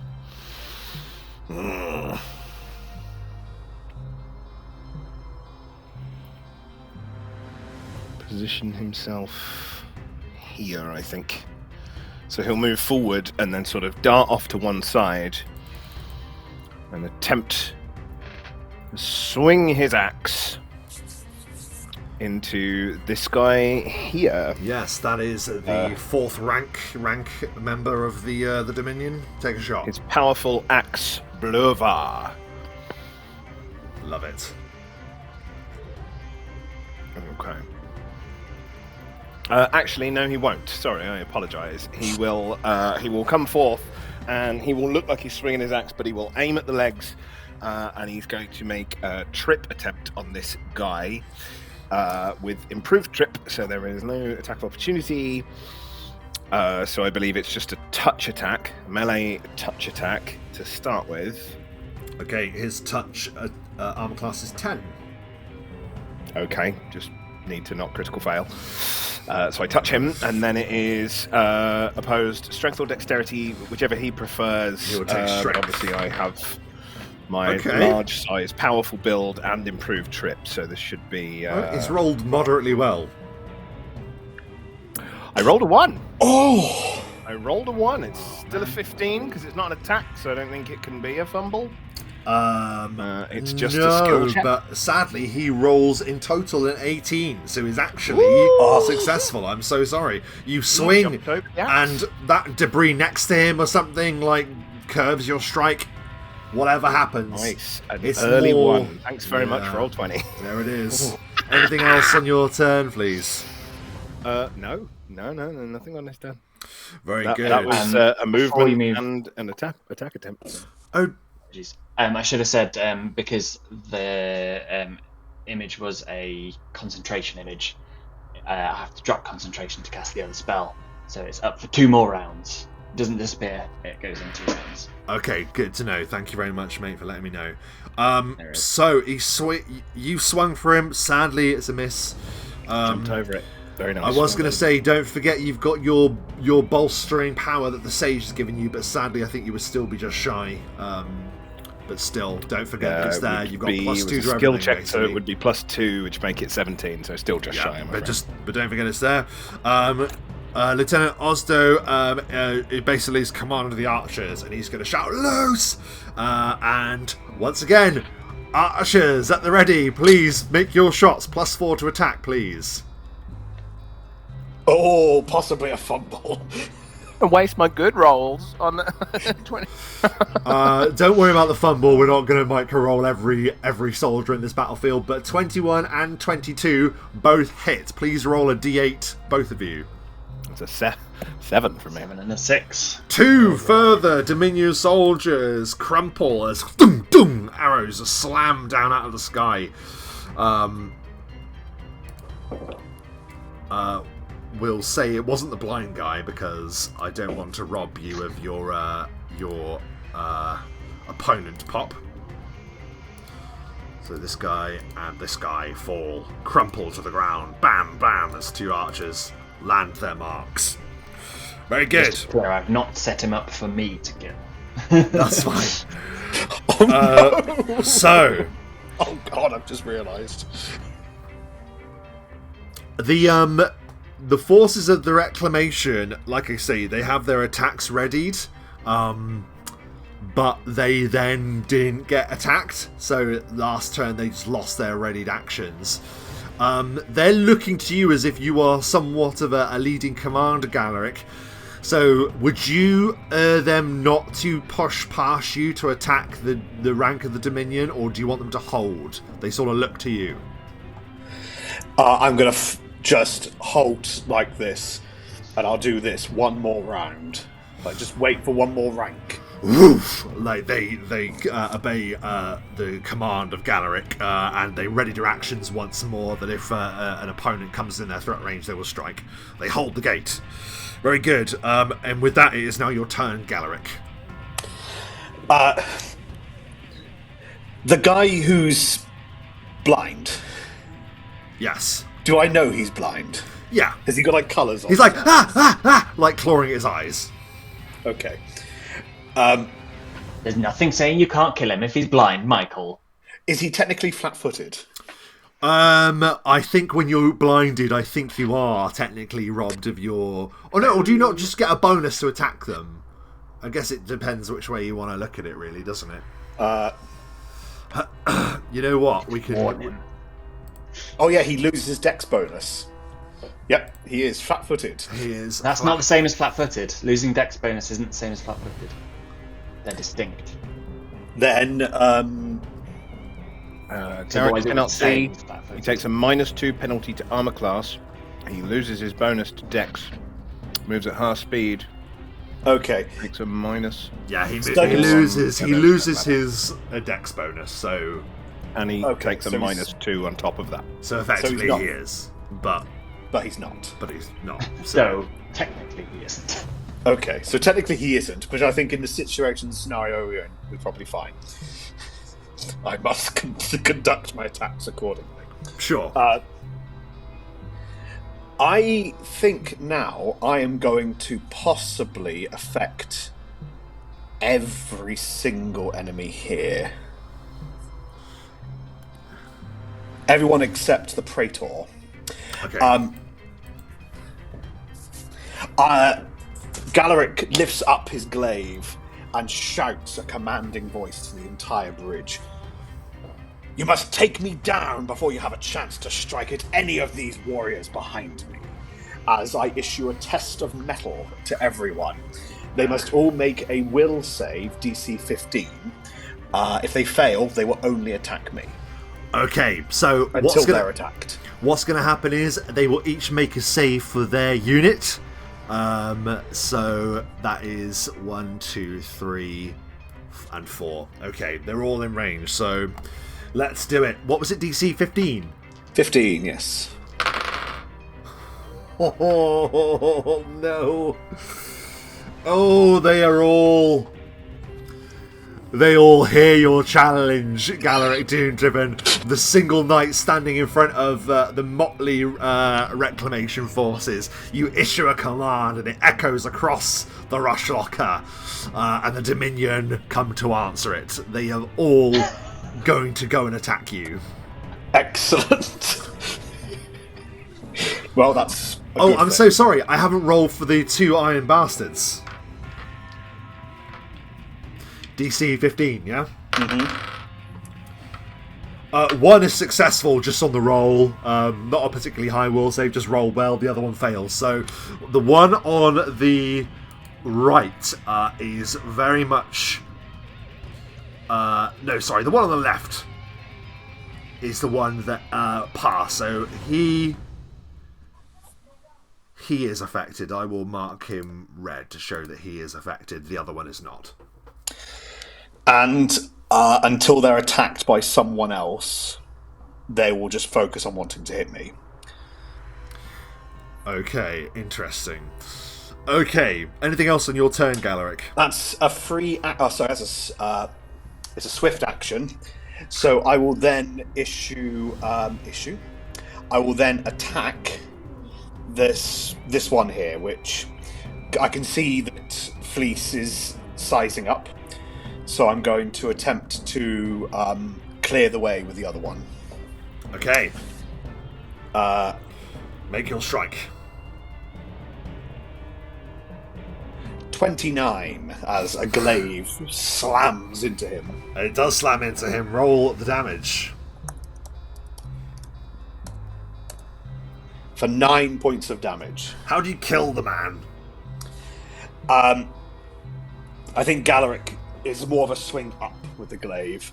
As he brings it up, he cuts across the troops, just his armor cutting through the whatever he's wearing, and he just drops to the floor. It's just clearing the way for more people to come through. And just collapses to the ground. And with that, we'll move some of them out of the way.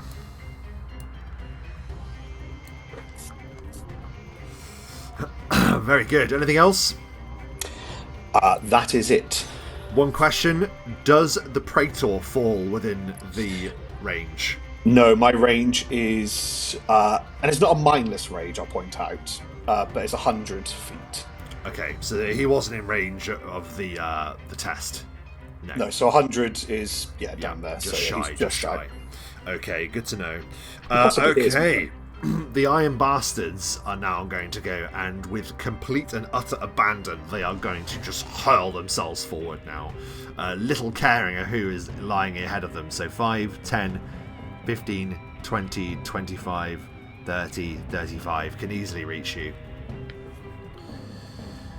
So this one hurtles forward. There is difficult terrain there, just as a FYI. That's fine. He still had an extra 5 feet ready for the move, so he will stampede through his forces, and will make a single attack with a war cleaver. I'm going to shield block against him, so my dedicated shield, so AC is 23. That is a hit. With an 18 on the die, he rolled well. So the cleaver sails down and slams into you, and it's gonna hurt, man.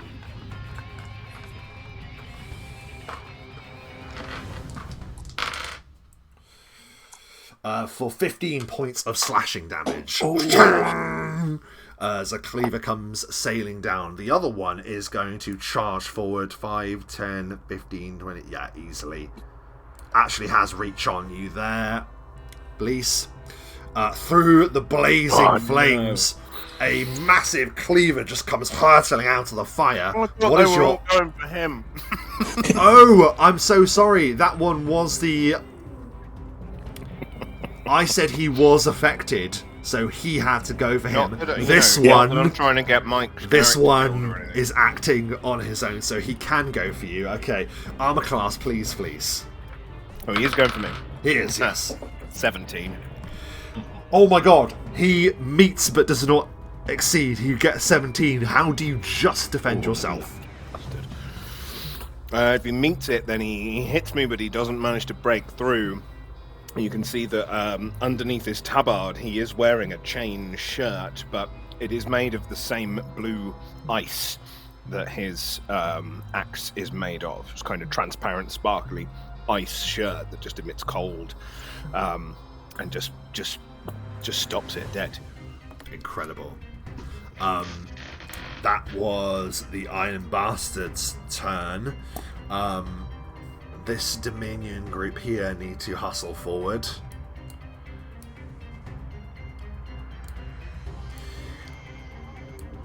And we are back to the top of the round, and to your dismay,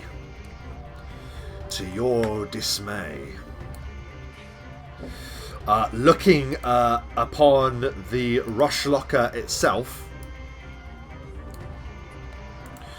you see a harrowing sight. On the far side of the bridge, you see a number of landing craft. As an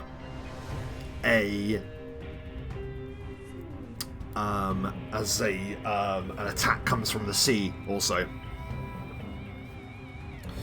Oh dear. Oh dear, boys. But as we are back to the top of the round, the Sage is going to go 5, 10, 15, 20, 25...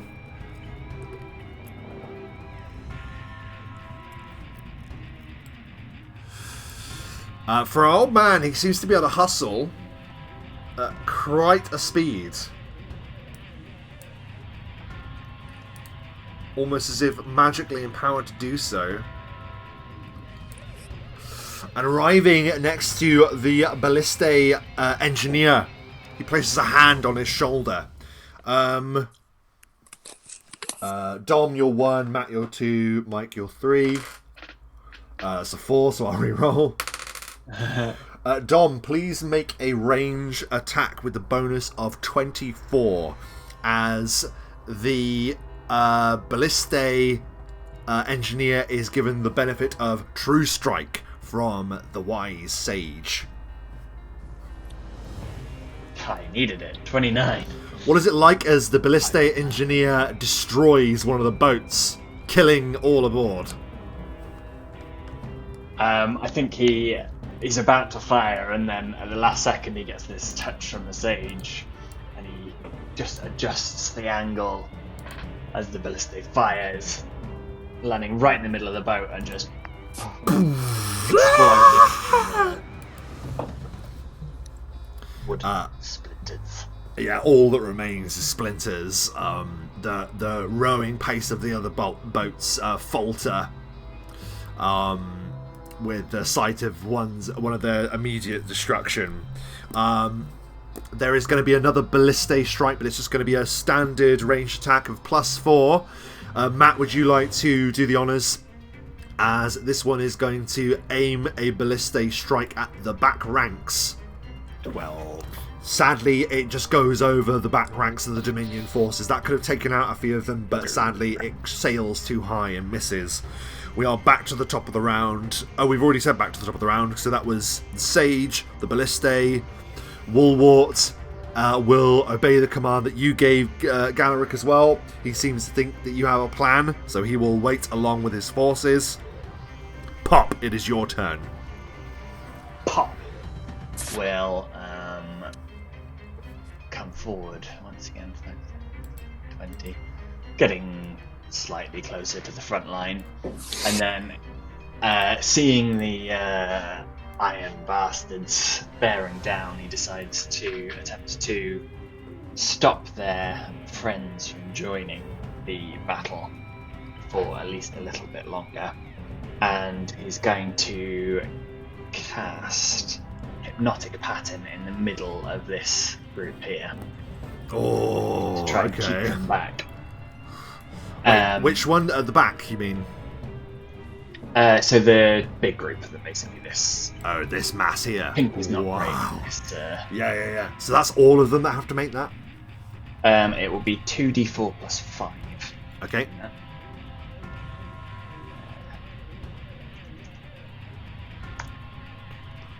So 8. So that's basically So the middle. The first I unit guess. and then 2 extra. Yeah, got it. Yeah. And they must make a will save, and they are flat-footed this time because I'm invisible, or at least I was.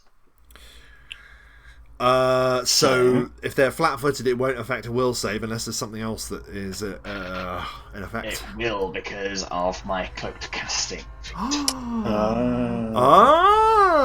Pardon me. Good Pardon friend. you indeed. Yes, all right. So that's a DC 19 will save. I know what you want. No, that is a 9 and a 10, so that is a failure. So from these 8 at the front, oh my god, what happens to them? First, describe it, then tell me mechanically. So I should have thought about this before I said. It's alright. So Pop reappears with a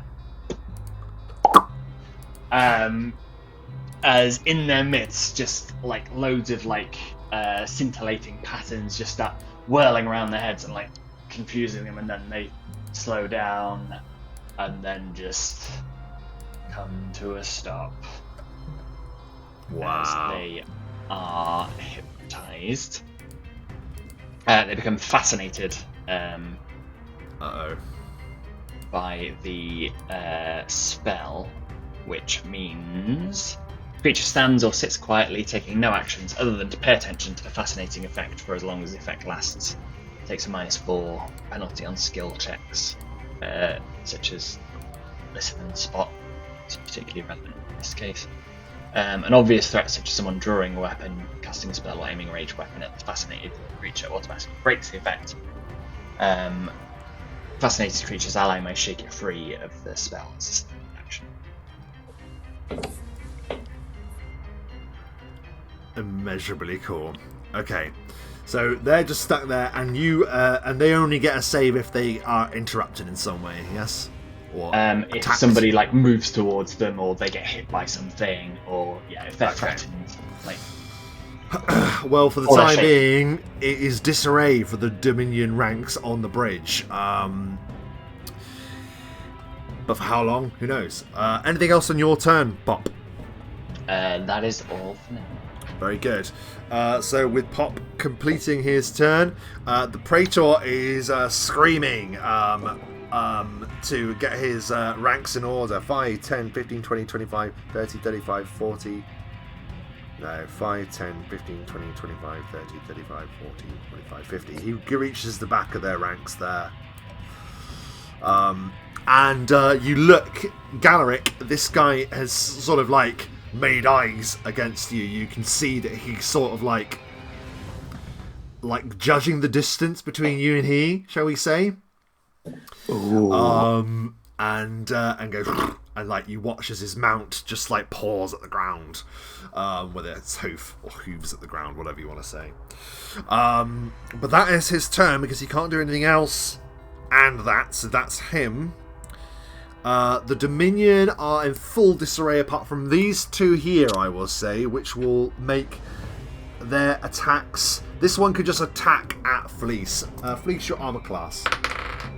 17. You parry easily as this guy throws himself desperately at you, trying to stab you in the heart. This one will also...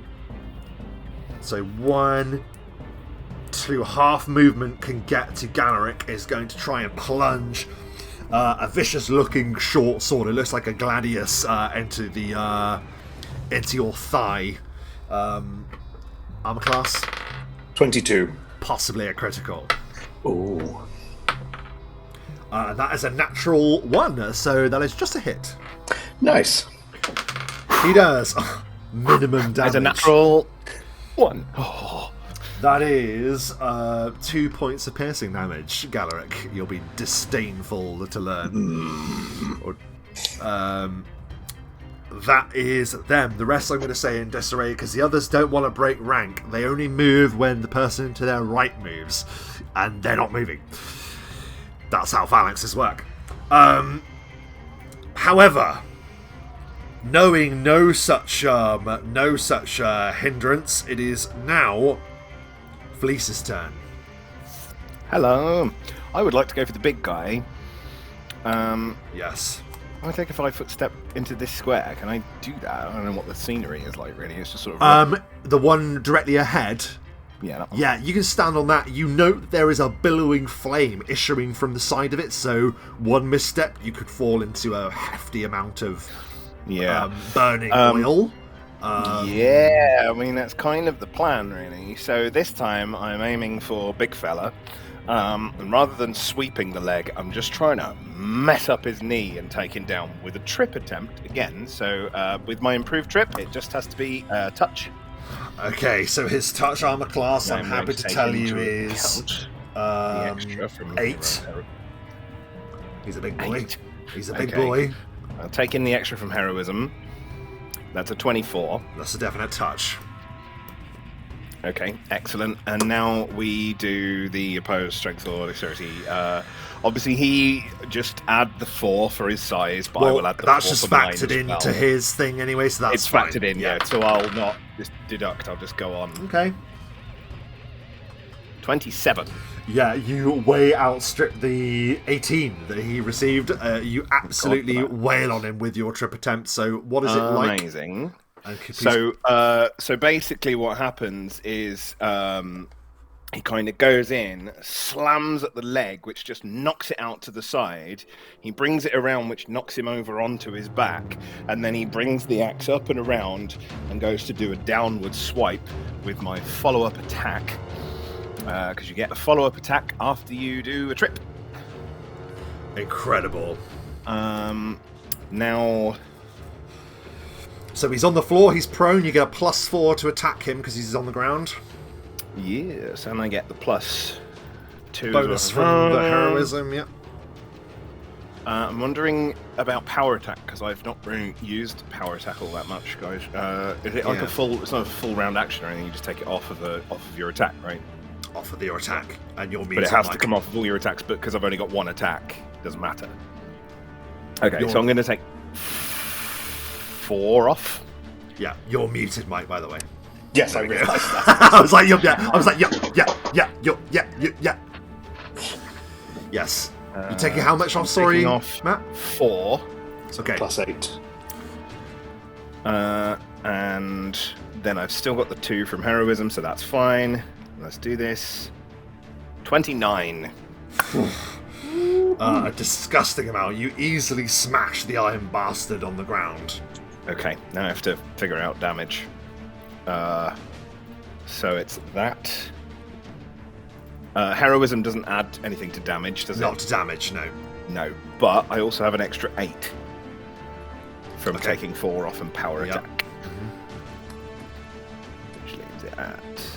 So just a nice 30 points of damage as Blovar just absolutely wrecks him straight down, straight into his chest. It gives everything he's got. a horrible... The movement's just really smooth. Yeah, it isn't enough to kill the creature, but you severely wound it as it falls to the ground into the fire. That was going to be my question. Is it the oil that is on the floor? Yeah, roll me 2d6, please. No problem.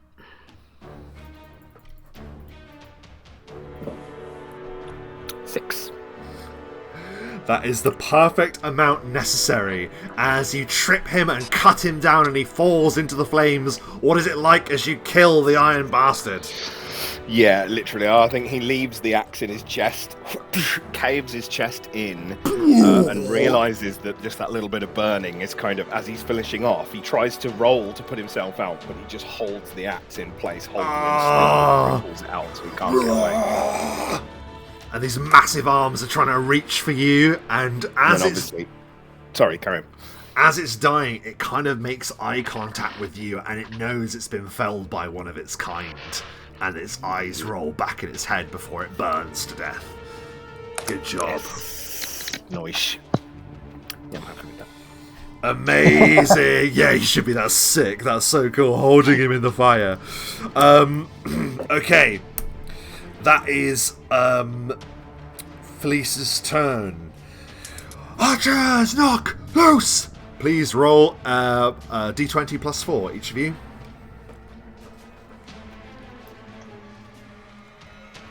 22. 14. 8. 1 hits. Galaric, do me a favour and roll me a d8. 5. Oh, one right at the back gets struck. Thankfully for Pop, it isn't any of those taken over by his power. They take a shot for the rear ranks. So one of them is wounded.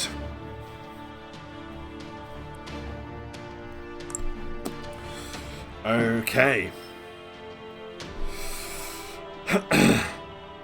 That was the archers. Right. They have lingered there a long time. The Reclamation forces are chomping at the bit, but they look to you, Galaric, like... Galaric will give a sort of go sweep on his left side, as if to go for the troops, avoid the big boy. And that they do. They pour around, unaffected by your movement barrier.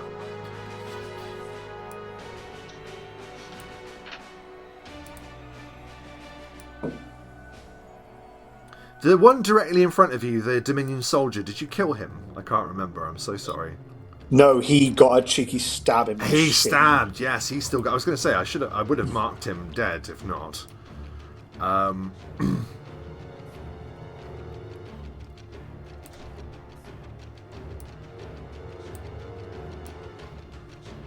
They were martial like that, and one is going to strike at the one next to Fleece. For a hit. For 8 points of damage. Kills him. This soldier rushes out and just buries a... What was it? Yeah, it was a longsword. A longsword into the guy's throat, and he collapses to the ground. This one is going to strike at the one that attacked you, Galaric. Also hits.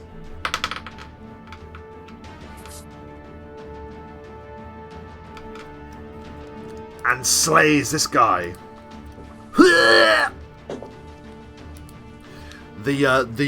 half-elf that takes him down gives you sort of like a nod, Galaric. As he does so, takes out the guy who was attacking you. That was their turn. The others are holding the gate. Galaric, it's your turn. I just point with my glaive at the Iron Bastard as I issue a fighting challenge to him. I'm guessing he's at least a challenge rating 3 or higher creature. The Iron Bastard. Yes. He is a higher rating than challenge rating 3. then I can use a fighting challenge upon him, which just gives me a boost to my will, my attack, and my damage against him. But I'm going to make a ride check, which pretty much I just have to not roll a 1 to see if I can use Erguise as a warhorse in combat. Yeah. So Erguise also gets to attack the creature. So I go in with a big swipe from my glaive for 27 against the creature. A 27 is an easy hit against the creature as it lumbers forward with that war cleaver once again. For 10 points of damage. And then Erguise, from all the meat he has been eating, is eager to fight back. Very good. There's going to be 2 hooves and a bite. Oh yeah, I forgot, yeah. 15? Is a miss, does not connect with the Iron Bastard. Possibly a critical. Turns and hoofs him in the face. 18? Is just a hit, its meats does not exceed, their armor class is 18. That's such a shame. That would have been beautiful. That would have been beautiful. And a miss with a bite. 1 hoof, just punk. Bam! Just slams him in the chops.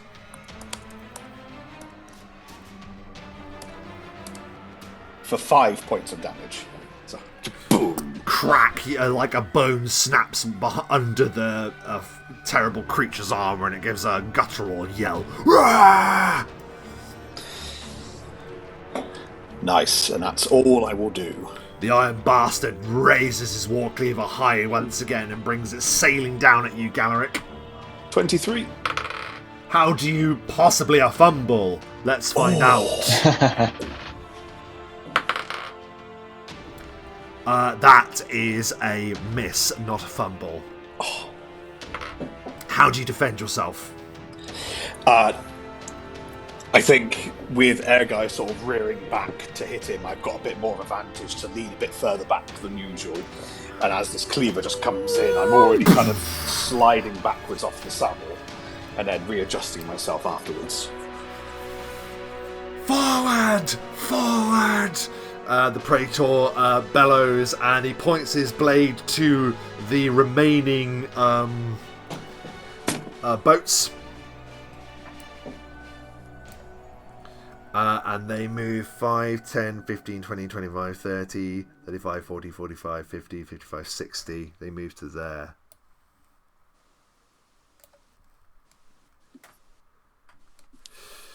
Arrows come sailing towards them from those that hold the jetty.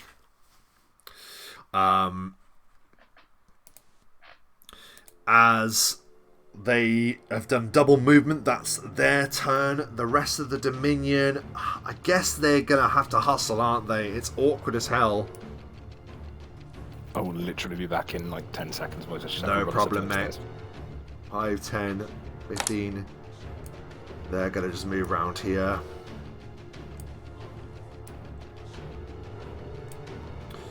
But with the awkwardness of it, that is just going to be their turn. These guys form up behind them.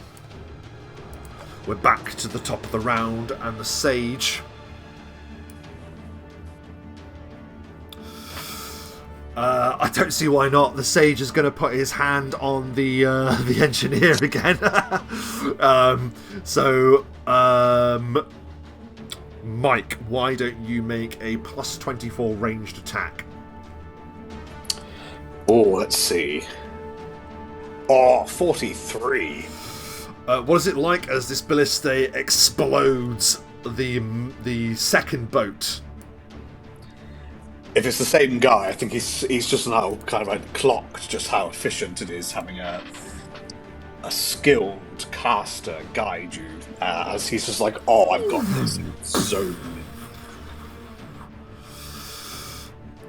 incredible. Splinters are thrown high in the air.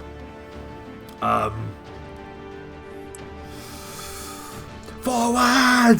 Warwart waits no longer, and seeing that the ranks of the Dominion are in disarray, pushes into the breach.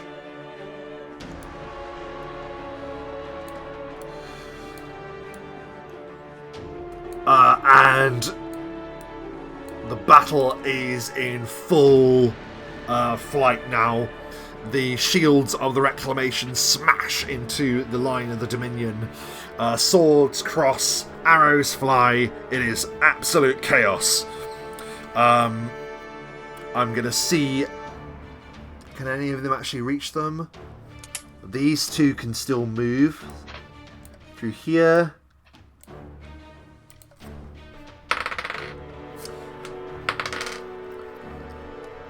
This guy falls. A Dominion soldier falls to the ground as a blade finds its mark. That was the Reclamation people. I feel like I've just skipped someone again, haven't I? I've skipped you, haven't I, Pop? Yeah, I'm just going to double move and keep up the hypnotic power. Yeah. Pattern. Yeah. Yeah. Very good. And I realise because... Very good. And I realise because I missed you as well, I also missed Felice. So it's your turn now. Oh, is it? Okay. 1, 2, 3, 4, 5, 6, 7, 8.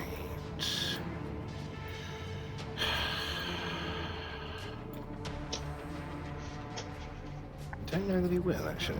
I think, to be honest, these guys are less important.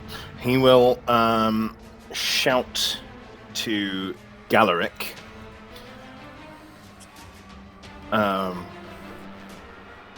He will say, "My friend, what say we take out the leader?" He will take a step 1, 2 to here, but he's not going to initiate combat with this guy because he's hypnotized, but he will quaff light. A cure light. How much is a cure light? Is it 1d8 plus... plus 5. Plus 5. 5. Thank you. 10. I'll take that. Yeah, so that's it. He's just yelled to Galaric about taking out the leader. And then moved forward, but he's not going to start combat with the guy that is hypnotized. So that's my turn. Very good. That means we now have archers. Each of you, knock loose. Plus 4. Ooh, 20. 13. 16. 16 and 20 to connect. 5 from me. 1. So A mighty shot. You know what? I'm going to say the one with 1 HP remaining is the one that is found by that arrow, Michael. So that does take that one out. Like he gets hit in the jugular, staggers and hurtles into the waters far below. Sploosh. And then that one 5 takes out this one here. On the opposite side.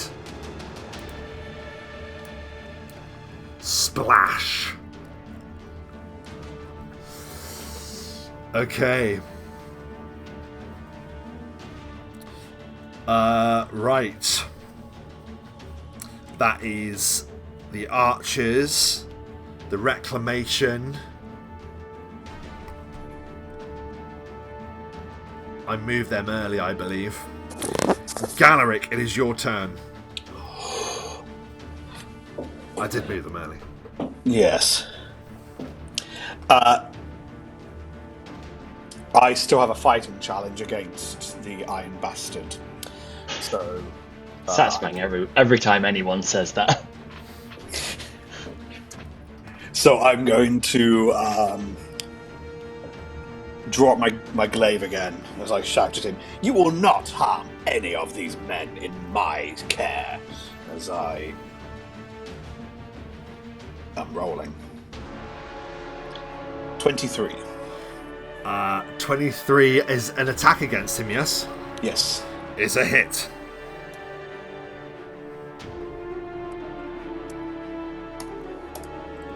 "17 points of damage." The creature hears your words and sees your stance, and with a feral lunge goes "Ah!" and hurtles forward. As he does, how does Galaric Doomdriven cut him down? As he lunges forward, I've got the range just to get just close enough to his neck as he's charging at me. As I just cut through, lopping off his head. That is the Iron Bastard out of initiative. The Dominion forces are in disarray. Each of you can make a intelligence check of some kind. I'm so sorry. A spot check, please. Not an intelligence check, a spot check. That would be more suitable.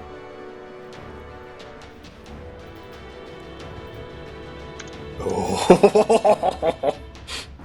We're 24. too much in the thick of it. I only have Absolutely. eyes for the leader. Absolutely. I see nothing. You are both in the spirit of battle, Fleece and Galaric. You are where you belong.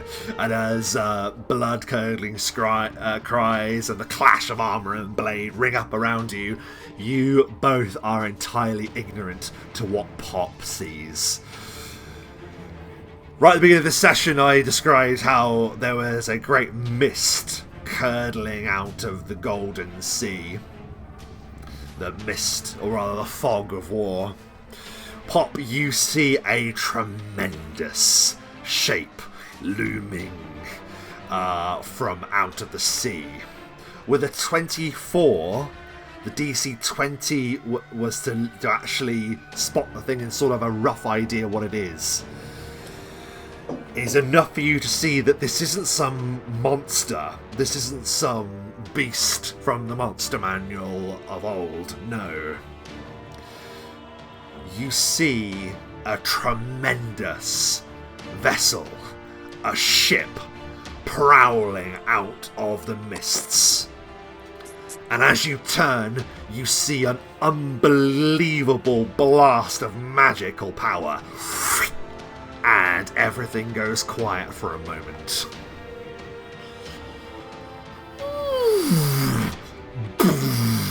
There is a massive explosion that detonates behind the Rushfort. The explosion from this artillery drop would have levelled the bridge, it would have levelled the fort had it connected. You're looking at the gatehouse and seeing that similar could have happened to the bridge had this roll that I made been successful. It was not. You know that there is this craft that is sort of slinking in and out of the mist, taking fire upon you. The sage sees this blast and says, "We must withdraw! Withdraw! Before the bridge is destroyed!" We are back to the top of the round, and the sage is commanding that. He is telling everyone to get off the bridge. Captain Woolwart, seeing this, gives the order to retreat. If the Dominion want to follow, they are welcome. So that is the order he gives. Pop, it is your turn. With my movement, can I hide quickly? Yes, of course you can. Yes, absolutely. You may make a hide check. And remember the result. 21. 21. Yeah, you are excellently hiding. What is it that you do in the chaos of battle that allows you to pop from existence for a moment? Well, he's next to the sort of the edge of the bridge, and there's all sorts of spikes and fire and various distractions. So he just huddles down underneath all of that, And yes, I think I will.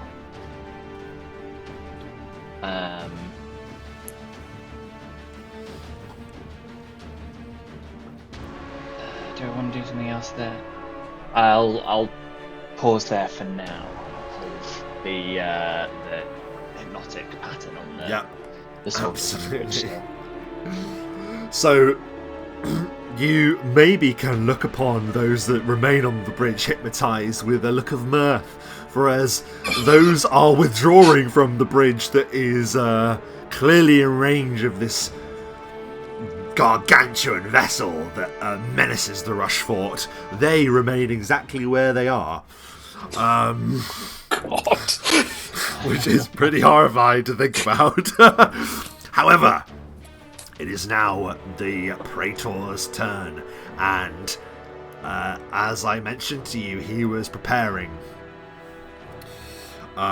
He is well within range, Galaric Doom-driven, to conduct a charge against you. He simply jostles his horse into the square next to him, which allows him to be directly in front of you. He can move through his forces without encumberment as you can, and he will charge you. He brings high a gleaming masterwork bastard sword and goes, "Ah!" And his horse belts forth as he is quite cavalier, shall we say, for a Praetor. He will close on you. Well, he will lose the benefits of the charge, though, because you can't charge with difficult terrain. I think he can. I think a cavalier can. Oh, okay. Fair enough. I think a cavalier can. Let me just double check. I should have written this down.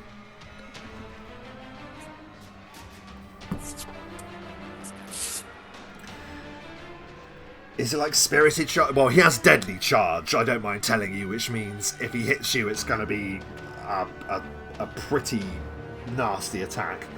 Oh, come on, load.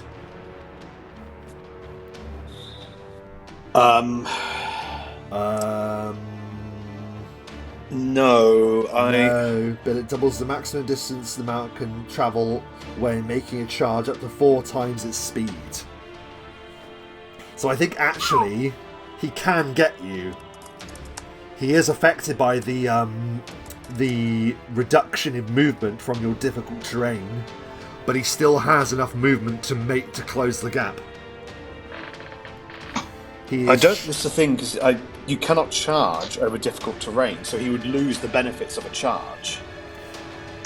Is that it? You just can't charge difficult terrain. Okay. You cannot charge as long as your path does not pass over difficult terrain. No, you're right. It doesn't say anything about the difficult terrain itself. So in that case, that is my bad.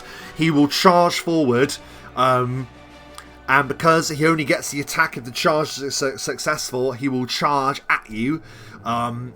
But instead he just closes the gap between you, and the jostle of battle prevents the strike from being the deadly, with that deadly nature that he had intended. That is, I'm afraid, his turn. That sucks for me, but never mind. I should have read.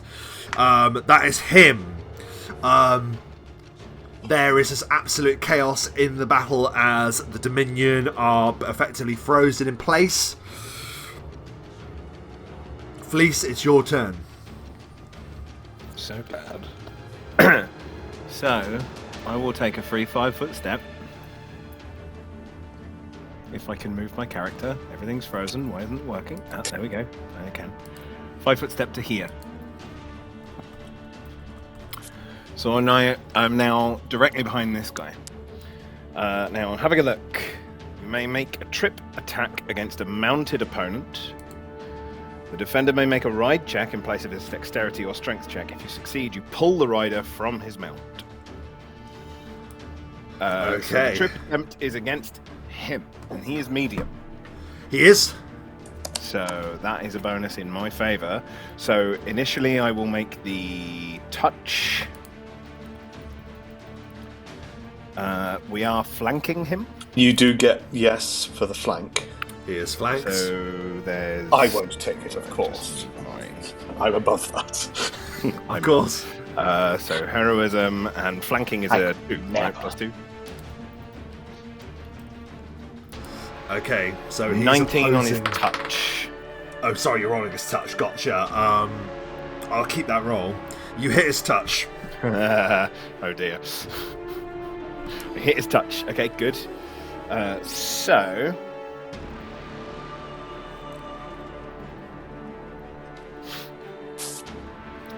24. And what happens if you succeed, just so I'm aware? I pull him from his mount. And what does it look like as you drag him from the saddle?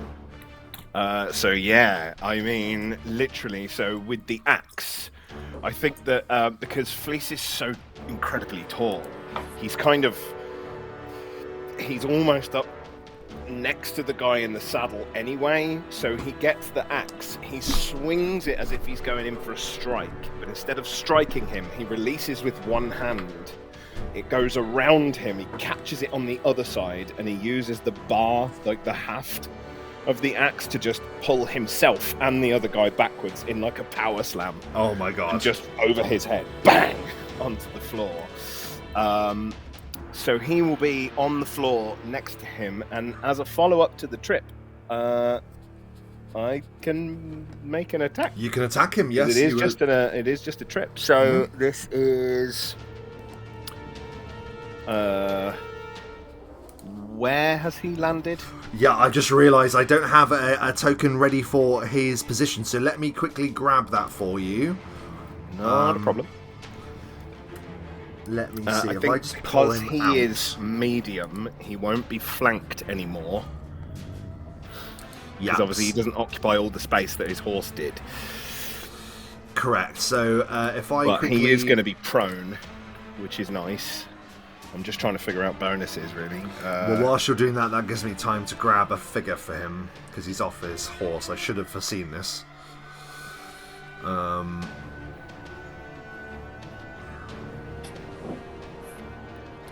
Okay, what about... here we are.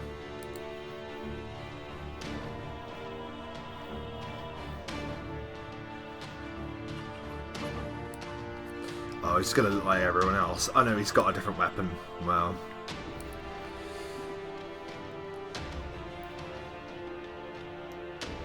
So he landed... Where are you? Okay, I'll just play that you dragged him next to him. So he's this guy here. Oh, he's this one behind me. Excellent. Yeah, we'll just say he's That's him. cool. Yeah. And so he's down on the floor, so I'm not going to do a power attack because I don't know. I'm testing the waters with him, so I'm just going to do a standard. So he's on the floor. I spin around and I bring the axe down on him for a 22. You slam the axe into him. Roll your damage. Lovely stuff. Okay. 18 points of damage. Oh my goodness, he gives a hollow cry as you slam your axe hard into him. He's not dead, however. He writhes on the ground, desperately trying to right himself. His steed galloping wildly back down the bridge, abandoning him. His steed does not have the loyalty of yours, Sir Galaric. His steed has more sense than he does on the floor. Anything else on your turn, Fleece? No, that's me. Archers! Knock! Loose! +4. 11. 23. 13. Whoever got the 23, roll a d8 for me, please. That's a 7.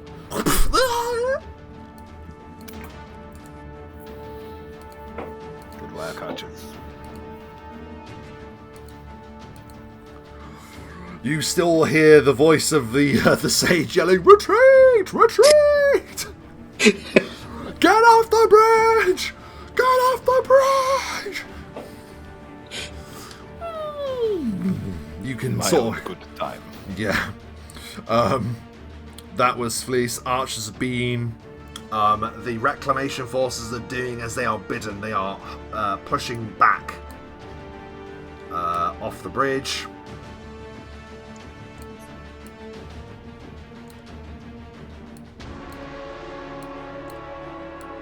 Get off the bridge! Walwart is going with them. He knows when the sage is speaking sense. I think it might be worth retreating, actually, after this point. I would agree. Where is the Praetor, by the way?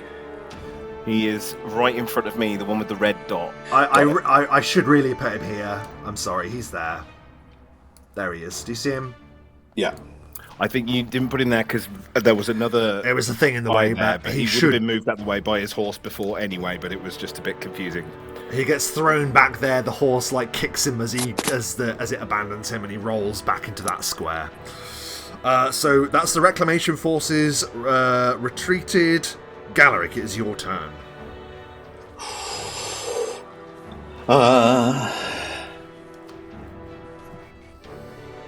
Oh, there's a person under me.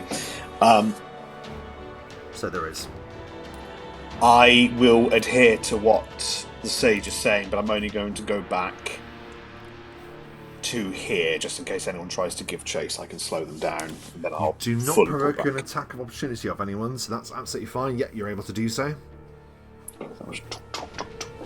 And then I'm going to quaff a light potion as well. Very good. You quaff a light potion.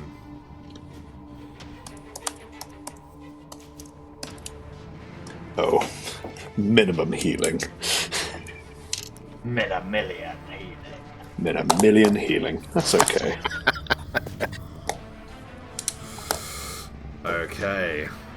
That's all from Galaric? I'll go on partial defense, so +2, just in case anyone does try to attack me. Oh, well, these three, the only remaining three with any sense, are going to push towards... God, you can't even see them because of the giant. There we go. We'll get him out of the way. So 3 rush up towards you, Fleece. Okay. Fleece! And is that 5, 10, 15, 20, 25? Yeah, they're in range, so there's 3 attacks coming your way, unfortunately. The last of the Dominion effort, it would seem. Armor class, please. Fleece? Sorry, you mean me? Yep. But yes, of course, 17. A miss and a hit. And a miss, so 1 hits 4. 5 points of slashing damage. Okay. The last vessel you can see as well reaches the jetty, and the team of Dominion amphibious assault, what remains of them, boards the jetty there.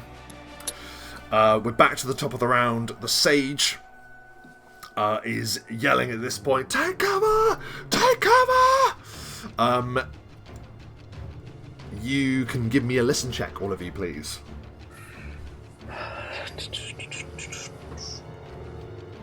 14. 21. 24. You guys hear what Galaric heard earlier, what sounds almost like the beating of a drum. Actually, now to your ear in particular, Pop, is clearly some vastly powerful magical device charging. And you can tell by the sound of it that it is ready to unleash hell. At the end of this, well, it seems imminent, so at the end of the next round, I don't mind telling you. It's that sound that is then followed by the huge explosion, so you know what's coming. The Sage is leading the retreat. Captain Woolwart also leads the retreat. Pop, it's your turn. You are hidden.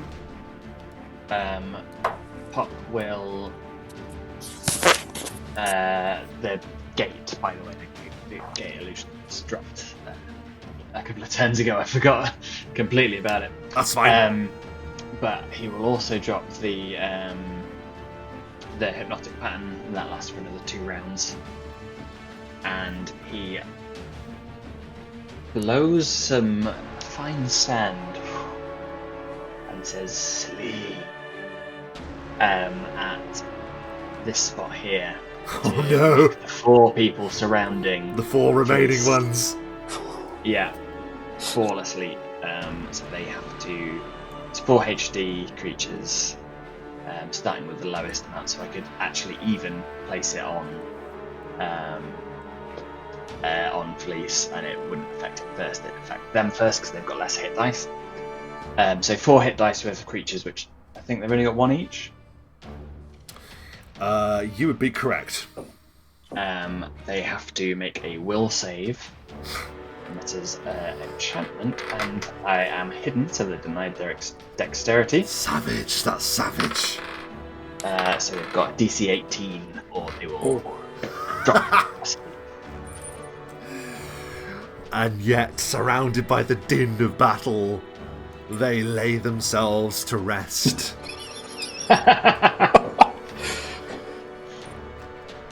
For rest they will, it seems.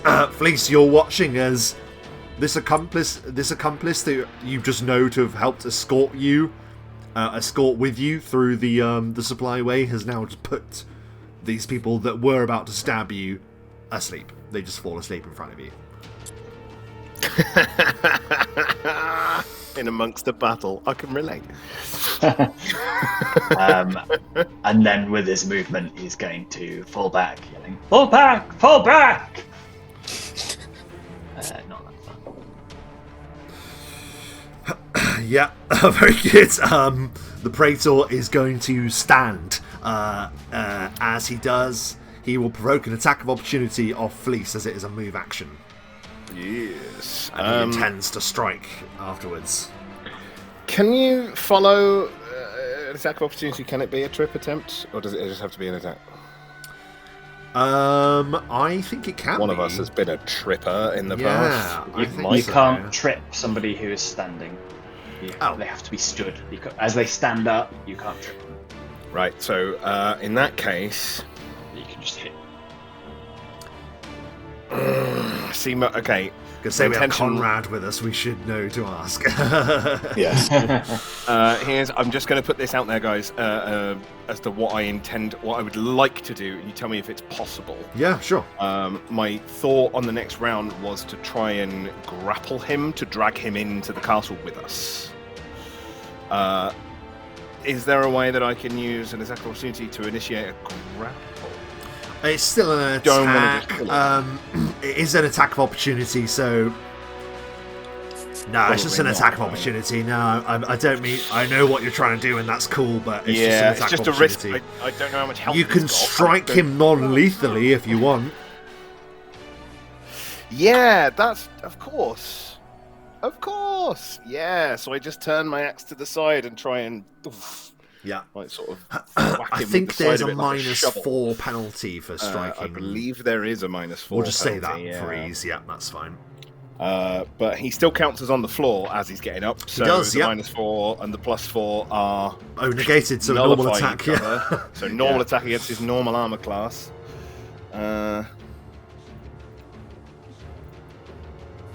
25. 25 as a hit, of course it is. He's rising, but then you slam at him.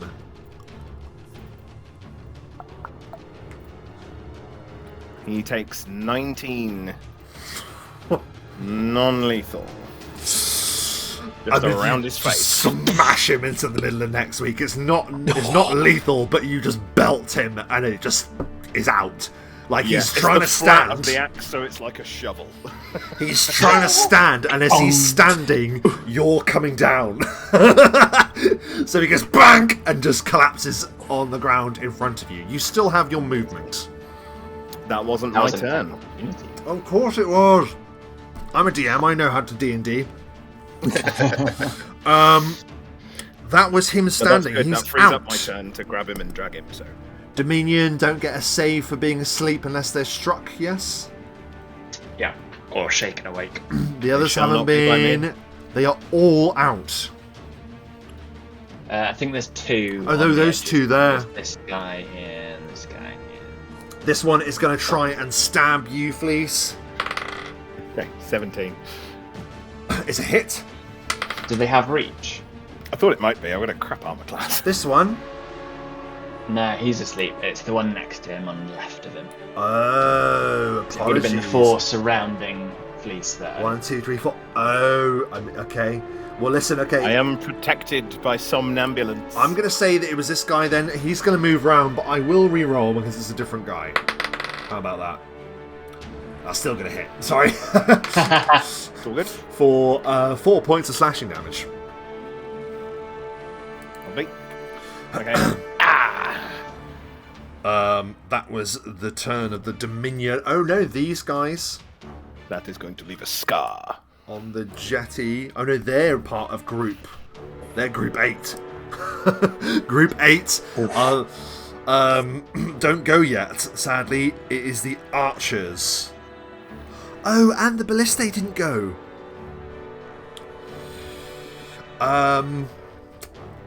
Make a... No, the sage is now leading the retreat, so it's just going to be a normal range attack. Mike, please make a range attack +4 for the ballistae as they take aim at the jetty.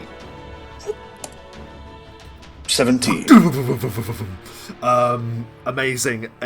A massive bolt is fired from the ballistae and just takes out 2 of the guys here. Kebab.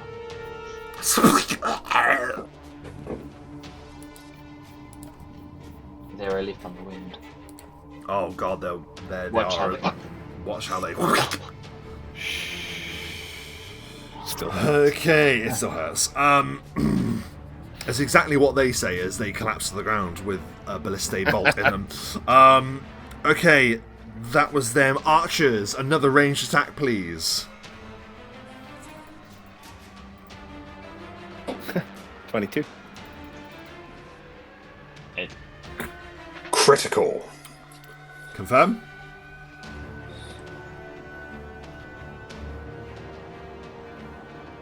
$14.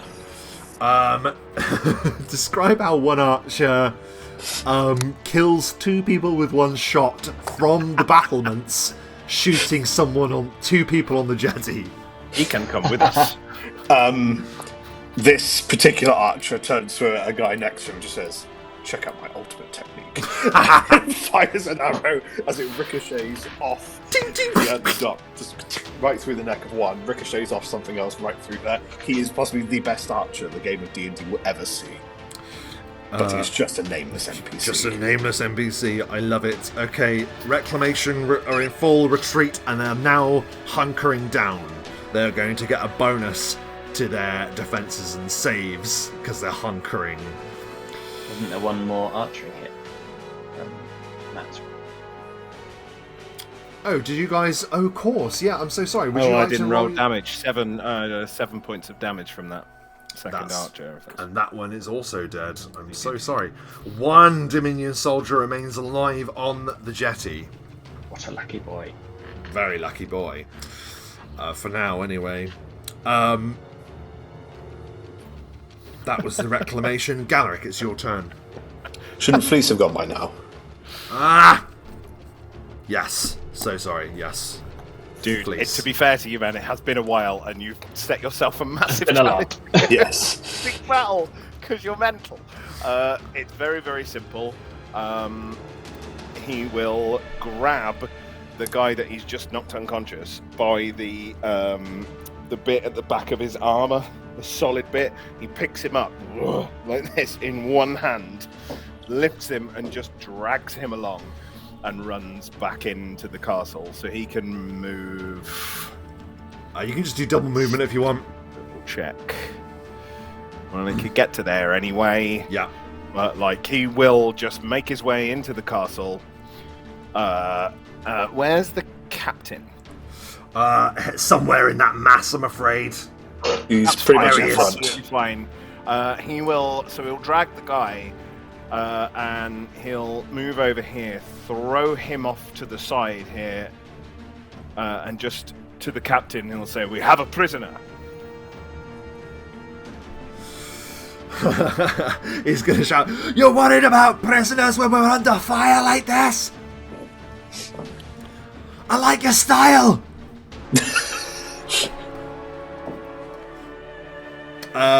Incredible work. Yeah, Galeric, you watch then, as we now go back to your turn, you watch as Fleece drags the Praetor alive into cover. What do you do? I pretty much back up with Felice, going like, easy boy, easy. As I'm trying to get her guys just to settle himself, as I'm just like, come on, as we brace ourselves. The bracing occurs throughout the... Now we're on the last Dominion group, of which there is a sole survivor on the jetty. So this will be seen through his eyes. He looks, and this Dominion soldier didn't know that this attack was going to be like this. He didn't expect their own lines to be within the firing line, and he watches as there's this terrible flash within the mists of the Golden Sea, and you guys see it too. You see silhouetted this massive ship in the sea, silhouetted as there is a, and then arcane hell rains down and just slams into the bridge. I need you all to make a reflex saving throw, please. No. Is heroism still active? It is. Oh, Excellent. yay. That only gives me a +4. Oh, I rolled no. a 1. I rolled a 24. Why do I... I ran away. No. Why's... That's not right. 7. Oh my god, guys. Air Guys gets an 18. I'm sorry, Pop. What did you get? I got a 24. Yeah. Because he's covered in armor and I'm a massive target. What do you want from us? 12, 13, 14. 14 points of force damage to Galeric and Fleece. Oh, crapola. Pop, you take half. 7. Oh my god. As the last thing each of you see before everything around you is thrown into darkness, into dust and despair, the last thing you see is just a blinding flash. And the battle is done.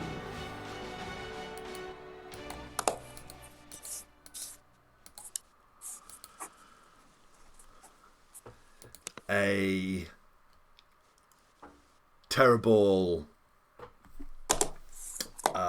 darkness is upon the Rushfort.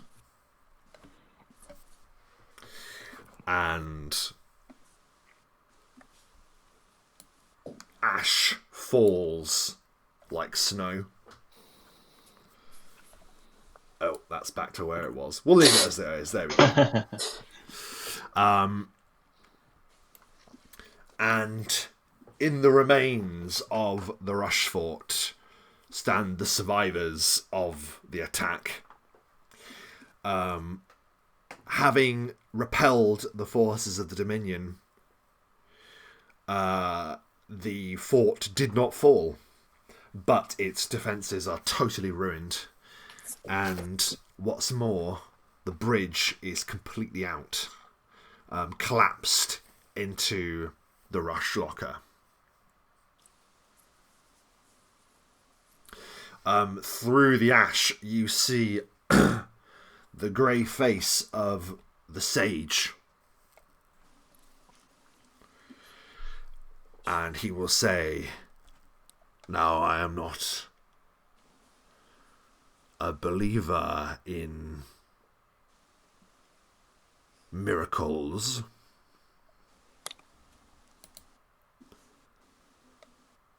But I would say that had you not been here,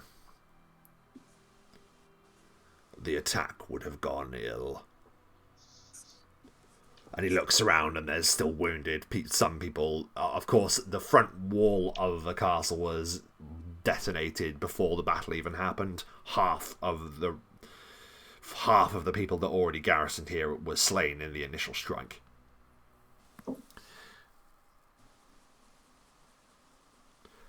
It seems that it is not simply divination that we have to fear the Dominion for.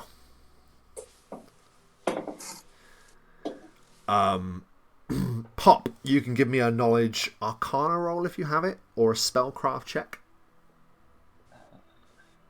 Well, if any of you have either of those, by the way, I just assume. Spellcraft. Yep. 25. You're looking around the devastation, Pop, and you can feel and taste the tang in the air. You can tell that this wasn't just some weapon. This was magic, but harnessed into a detonation more powerful than anything you have ever witnessed. It is theoretically impossible to your mind that such a detonation could have occurred. This was a fireball, but magnified to such an extent that it has just taken out the front half of a castle and a bridge and half the forces of the Reclamation at the Rushfort. Pop will say,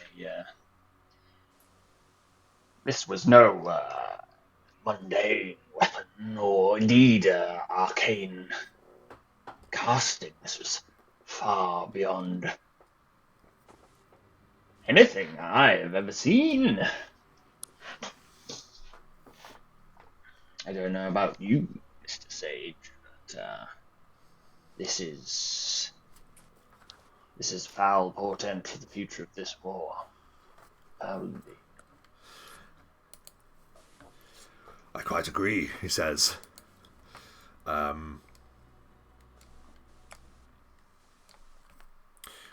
I would urge you to hurry, to begin your journey. Sooner the better now. But I see your friend, and he looks over to you, Fleece, has recovered one of our enemy.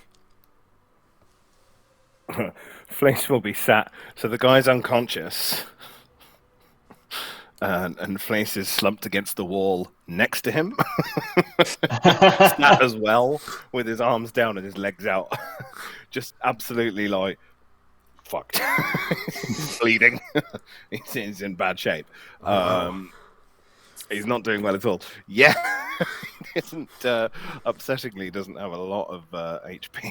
Jeez, I rolled very, very badly. He did roll quite bad on his health. When I was doing hit points. He should have a lot of HP, but he doesn't.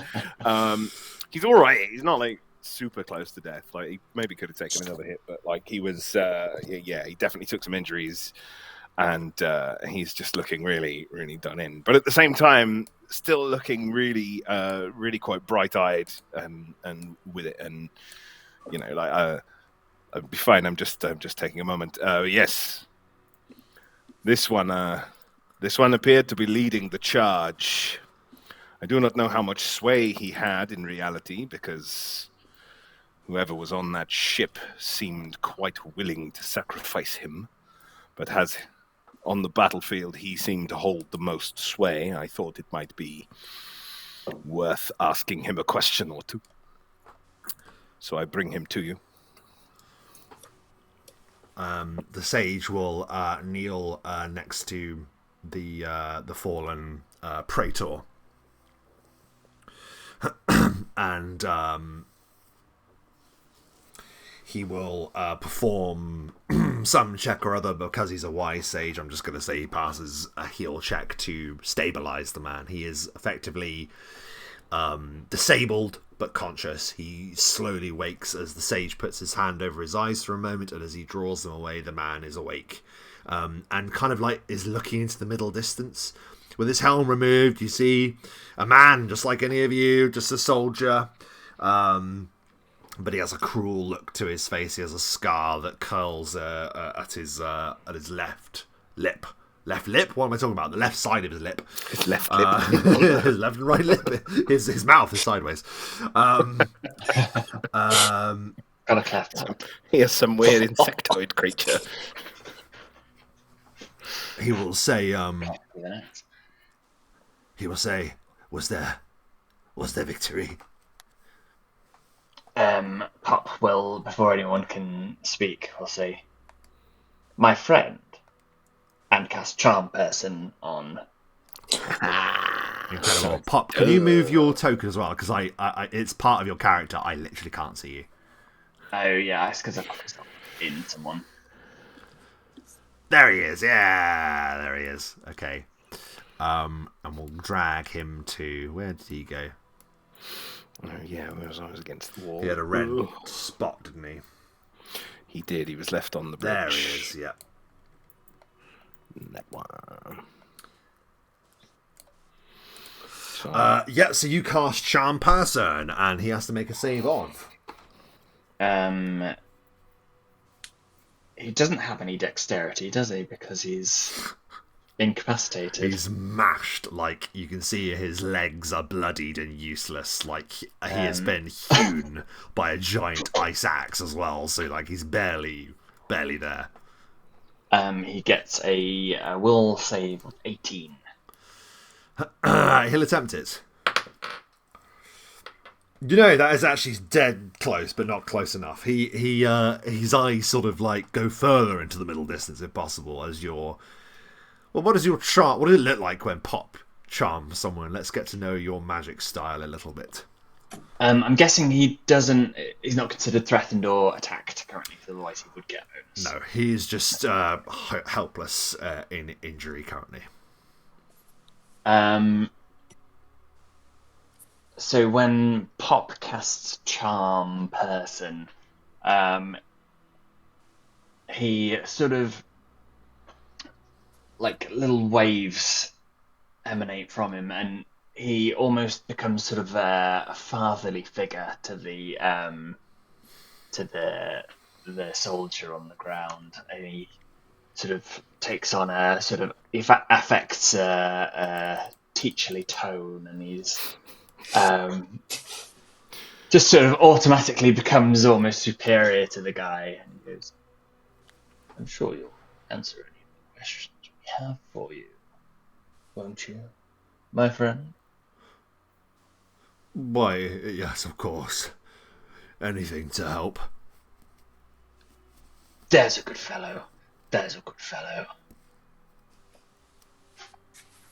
What questions do we have for him, folks?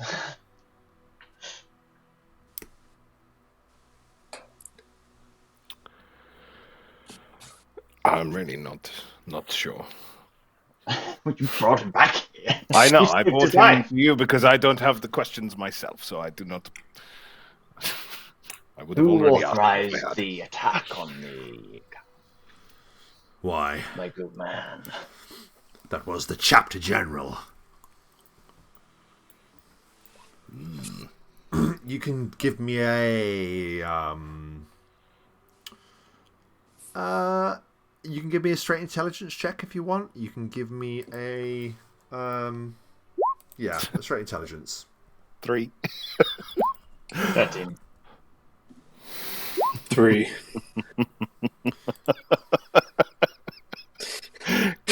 Galeric and Fleece are still in the haze. Still in the haze. I don't know what's going on, Fleece. Just, He's a wrongdoer, that's it. That's all I know.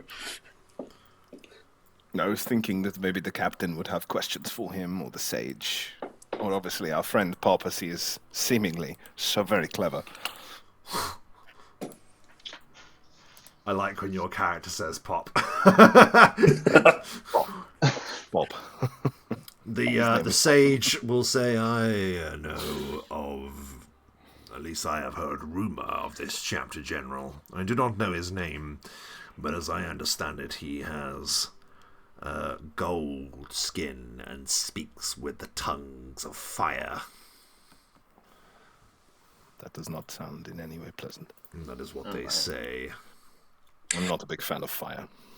I'm going to kneel next to him and just whisper in Infernal, "Do you mean of this tongue?" The man just looks just aghast, as you speak in the fell tongues of the Nine. It's like you've just uttered something that reaches into his soul, but he doesn't understand the words. He just goes, "Oh, what's he saying?" Never mind. I thought it could. Clearly did not understand the tongue of Infernal, but the sage looks at you like this. It is fine. And the great weapon that they turned upon their own forces, that was... Do you have any understanding of what that was? My good man. No. All I can think is that we were there to draw the eye, to ensure that your forces were drawn into battle, so now I see another shot could be fired upon your lines. But this is mindless. Why would they send us in to attack you and then fire upon us? Why would they do this? And it seems insane. Fight those who do not care about your life, friend. But even for the Dominion, says the sage, the Dominion are tyrannical, they are utilitarian, they are not mindless. They lose men in equal number to the Reclamation. No, there must be some other purpose behind this. They would not simply throw lives away meaninglessly. There must be some other reason. Was there something in particular you were looking for?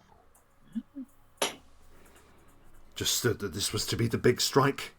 There are other battalions of our forces ready to march, but now with the bridge gone... Destroying the bridge was a strange...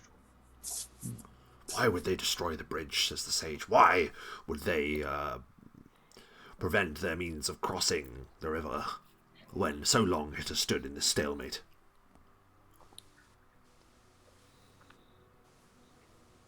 Doesn't make sense. Is there some way the large, monstrous ship, could be under the control of someone else?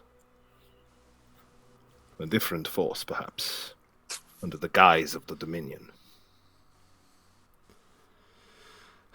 I only know a little of the vessel that you speak of. But I know it is in command. It is commanded by the Chapter General. Yeah. The vessel is known as the Vanquisher. The Vanquisher? It's vanquished only its own forces today.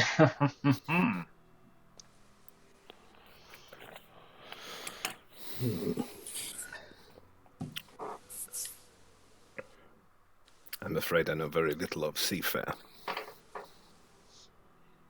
But it certainly looked like a powerful vessel. I am not in a hurry to encounter again. I have never seen its like. And that, friends, is saying something.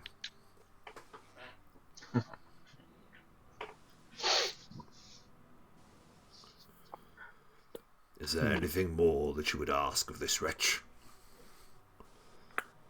I don't think of any more questions.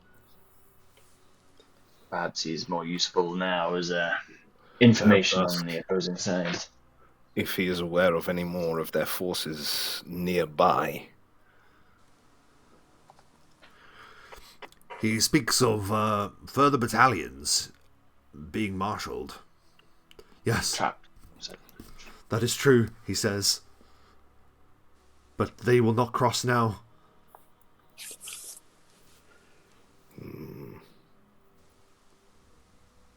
Almost seemed like a mindless attack. That is very strange. It makes no sense. The intention just to destroy and not take control. Is there anything here that is or the rank and file of the soldiers might not know about, but is powerful or a strategic victory if destroyed? The Rushfort is the principal defense of this part of the coast. There is the Lock Watch, closer to the lines of the Reclamation. That too could be a target, perhaps. And while the access for the enemy to attack the fort itself has been cut off, has this also cut off some access to something else for the fort itself? Did the bridge provide some tactical advantage to the fort or to your people? It is always just withheld the forces of the Dominion, if I'm not mistaken. Captain Woolwort, and Woolwort is like, he doesn't say anything. He's actually like looking at many of his men that have been slain, and he just nods. If they have destroyed the bridge, then it means that they no longer intend to cross. So I suppose what we must ask ourselves is why. Have they drawn their battle line? Do they no longer intend to advance, and thus are preventing the Reclamation from doing so? It is useless trying to guess now. If you can think of anything else to ask this soldier, then now is the time. Otherwise, I suggest you expedite yourselves. Your mission has become much more fraught. More urgent than ever. Yes. Well, if you have any further questions for this force's leader, he should be compliant for a further 5 hours or so. I think he was not knowing of the means to attack the bridge. He certainly seems ignorant of this. Well, perhaps we should take our leave and begin our journey to the You believe that the retrieval of this artifact will aid in some way to this fort to figure out what is happening, to fight against this ship. You believe this is the case? If I learn anything from him, I will try to send word. I have a rook. He is a wise bird. He will be able to find you.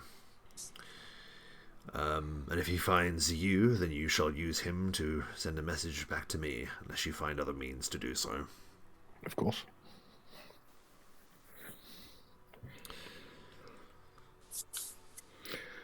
In that case, then I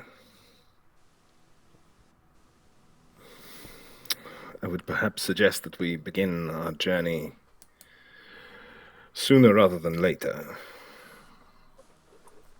Castle has been attacked. Attention has been drawn to this region. Perhaps now we can slip away unnoticed. Agreed. However, I do need to see to my injuries. Because I am in large amounts of pain. The remainder of that evening passes, you are able to rest and you recover the health that would be due to you. You get your level back. Lovely. I'll ask maybe the sage very nicely. Do you have anything? Yes, that is true. There are other potions that I could afford you. He'll supply each of you with. He's going to give you each another cure moderate wounds potion to use. I will drink that immediately. Yeah. As will I only get 4 points back for sleeping. 19. Yeah. Oh, Cure mod is 2d8 plus 10.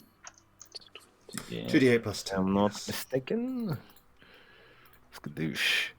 That is 15. That is lovely. I am still 19. not doing exceptionally well.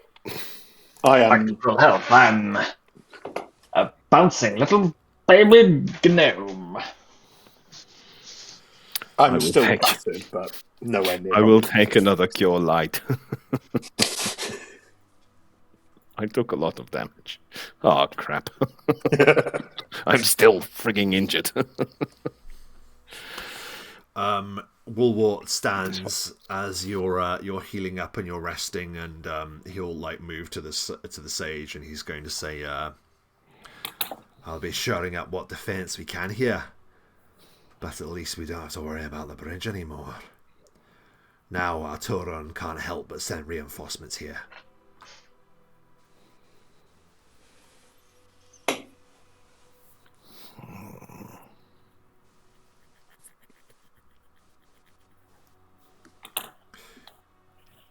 Is there anything that you would do whilst you remain at the Rushfort during your time of rest? And is there anything that you would choose to say to each other as we conclude? Yeah, I think that's the only thing Fleece would want to do. Just praise really how impressed. Pop, you are an unassuming looking fellow. I would not expect you to have such power, but I am very impressed with the way you conducted yourself. I believe your actions have led you to have a higher kill count than either of the warriors here. I think I didn't kill anyone, just distraction and trickery on a grand scale. Well, I bow my head to you, sir. I am very impressed with your prowess and Galaric doom-driven. Your command of the battlefield, I am in awe, sir. Unfortunately, through many years of experience, some of which I don't remember, but it has not been my first conflict, and I doubt it will be my last. Well, you have honed your skills beautifully, sir. And Great comfort to know that you two would be traveling alongside me, protecting me from horrible injury. I believe we will protect each other. we will keep you safe, Pop. Master I believe we are all in good company. It is as you are preparing to leave after the following long rest that you receive. The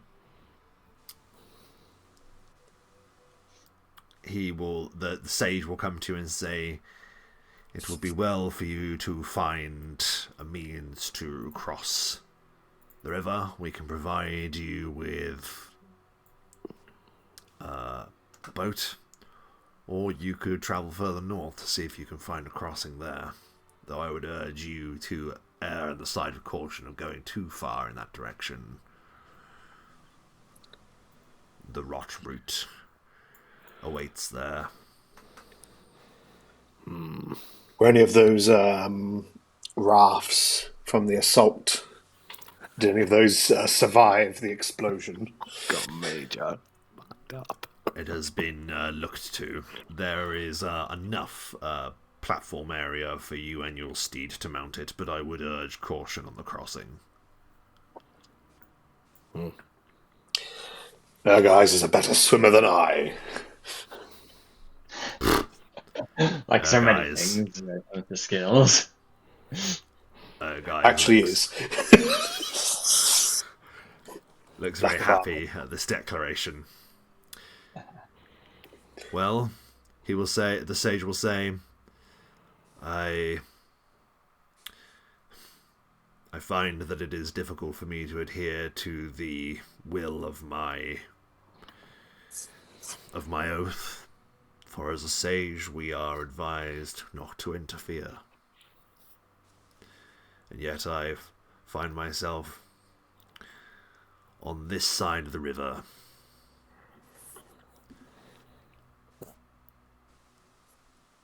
I think that is the right side to be on. Go well, brave friends,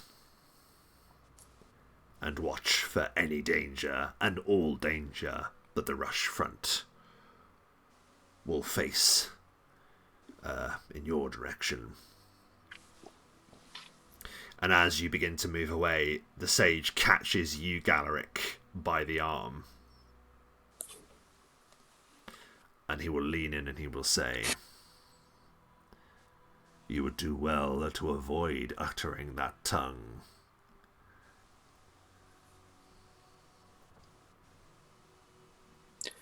Noted. Doom-driven. I think now you ride towards redemption rather than destruction. At least, for now. Then I am on the right path. As you were before.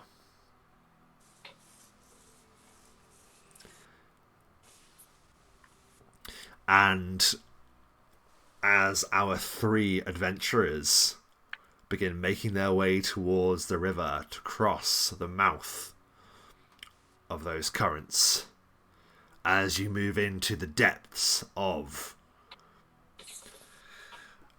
the Rushfront, that is where we'll leave our session tonight.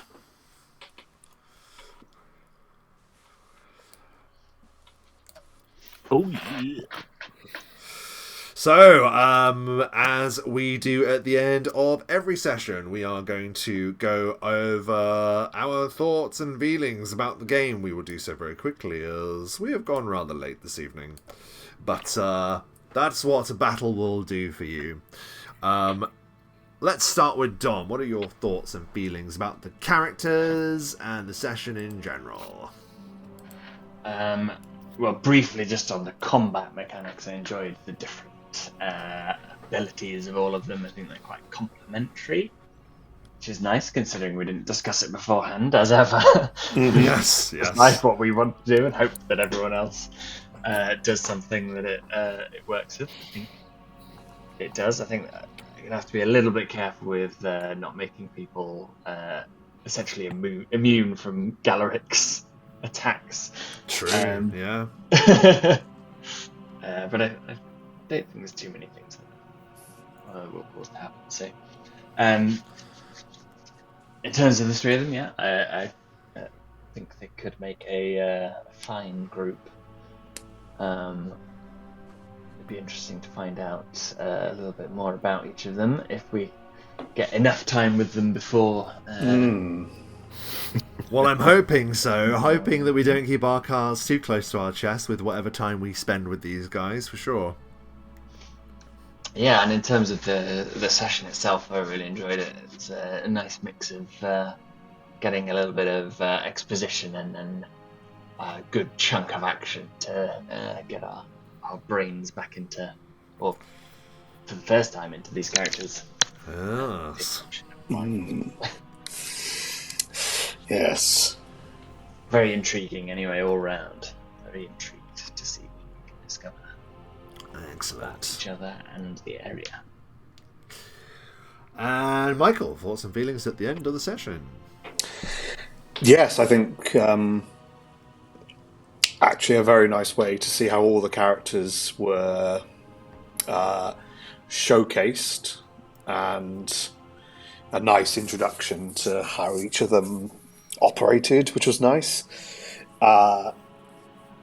And yes, I know a familiar character on my side, which I hope we can reveal more about over the next couple of sessions for those of you listening in as to why. But I'm intrigued about Pop and Fleece, and about what's going on with these three and how that's going to tie in with the greater picture. Excellent. And finally, Matt, thoughts and feelings? Yeah, I'm very excited to explore the map. When the map came up, I was, as I always do, because I love sort of looking at the little nooks and crannies and what's kind of on there, what you've come up with. Very curious about some of the locales on there. Looks really cool. So can't wait to see more of that and see what everything's like and what we can get up to.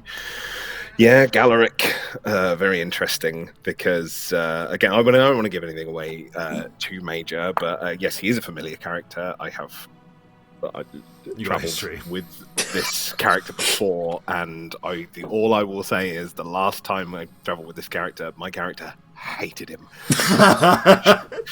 My character thought he was the biggest asshole. True. True. But I think that's because my character was an asshole as well, and they didn't gel at all. But I think this time around we're gonna do better. I think morally we're a lot more aligned. And yeah, I mean, as a class, I really love watching what you're doing with. It really is control of the battlefield, isn't it? And yeah, where people attack and all that sort of stuff. And then Pop, I think I know what you are, and if I'm correct, I very much look forward to seeing what you do with it. It's one of my favourite classes, and yeah, awesome stuff. So, great characters, great session. Love a big battle, all the fun. Yeah, we're in the war, so got to see some of that war, right? But now, War Bastards. War Bastards, the Iron Bastards, yes. Just had to add that. Yes. Absolutely love the Iron Bastards. That's right, Iron Bastards. They're just something. Fantastic. Nicely played. Weird. Yeah, they're weird. They're creepy. We'll hopefully learn more about them and much more as we continue on a brand new adventure as we return for Campaign 2 of Knights of the Apocalypse, Omen War. For those watching all the way to the end, thanks for watching. You enjoyed this, like the video, would like to see more, hit subscribe. And as we always say on Roll the Bones, bone them rolls. Bone them rolls. See you next time. Don't tell your mum. Don't tell your mum. It's very menacing.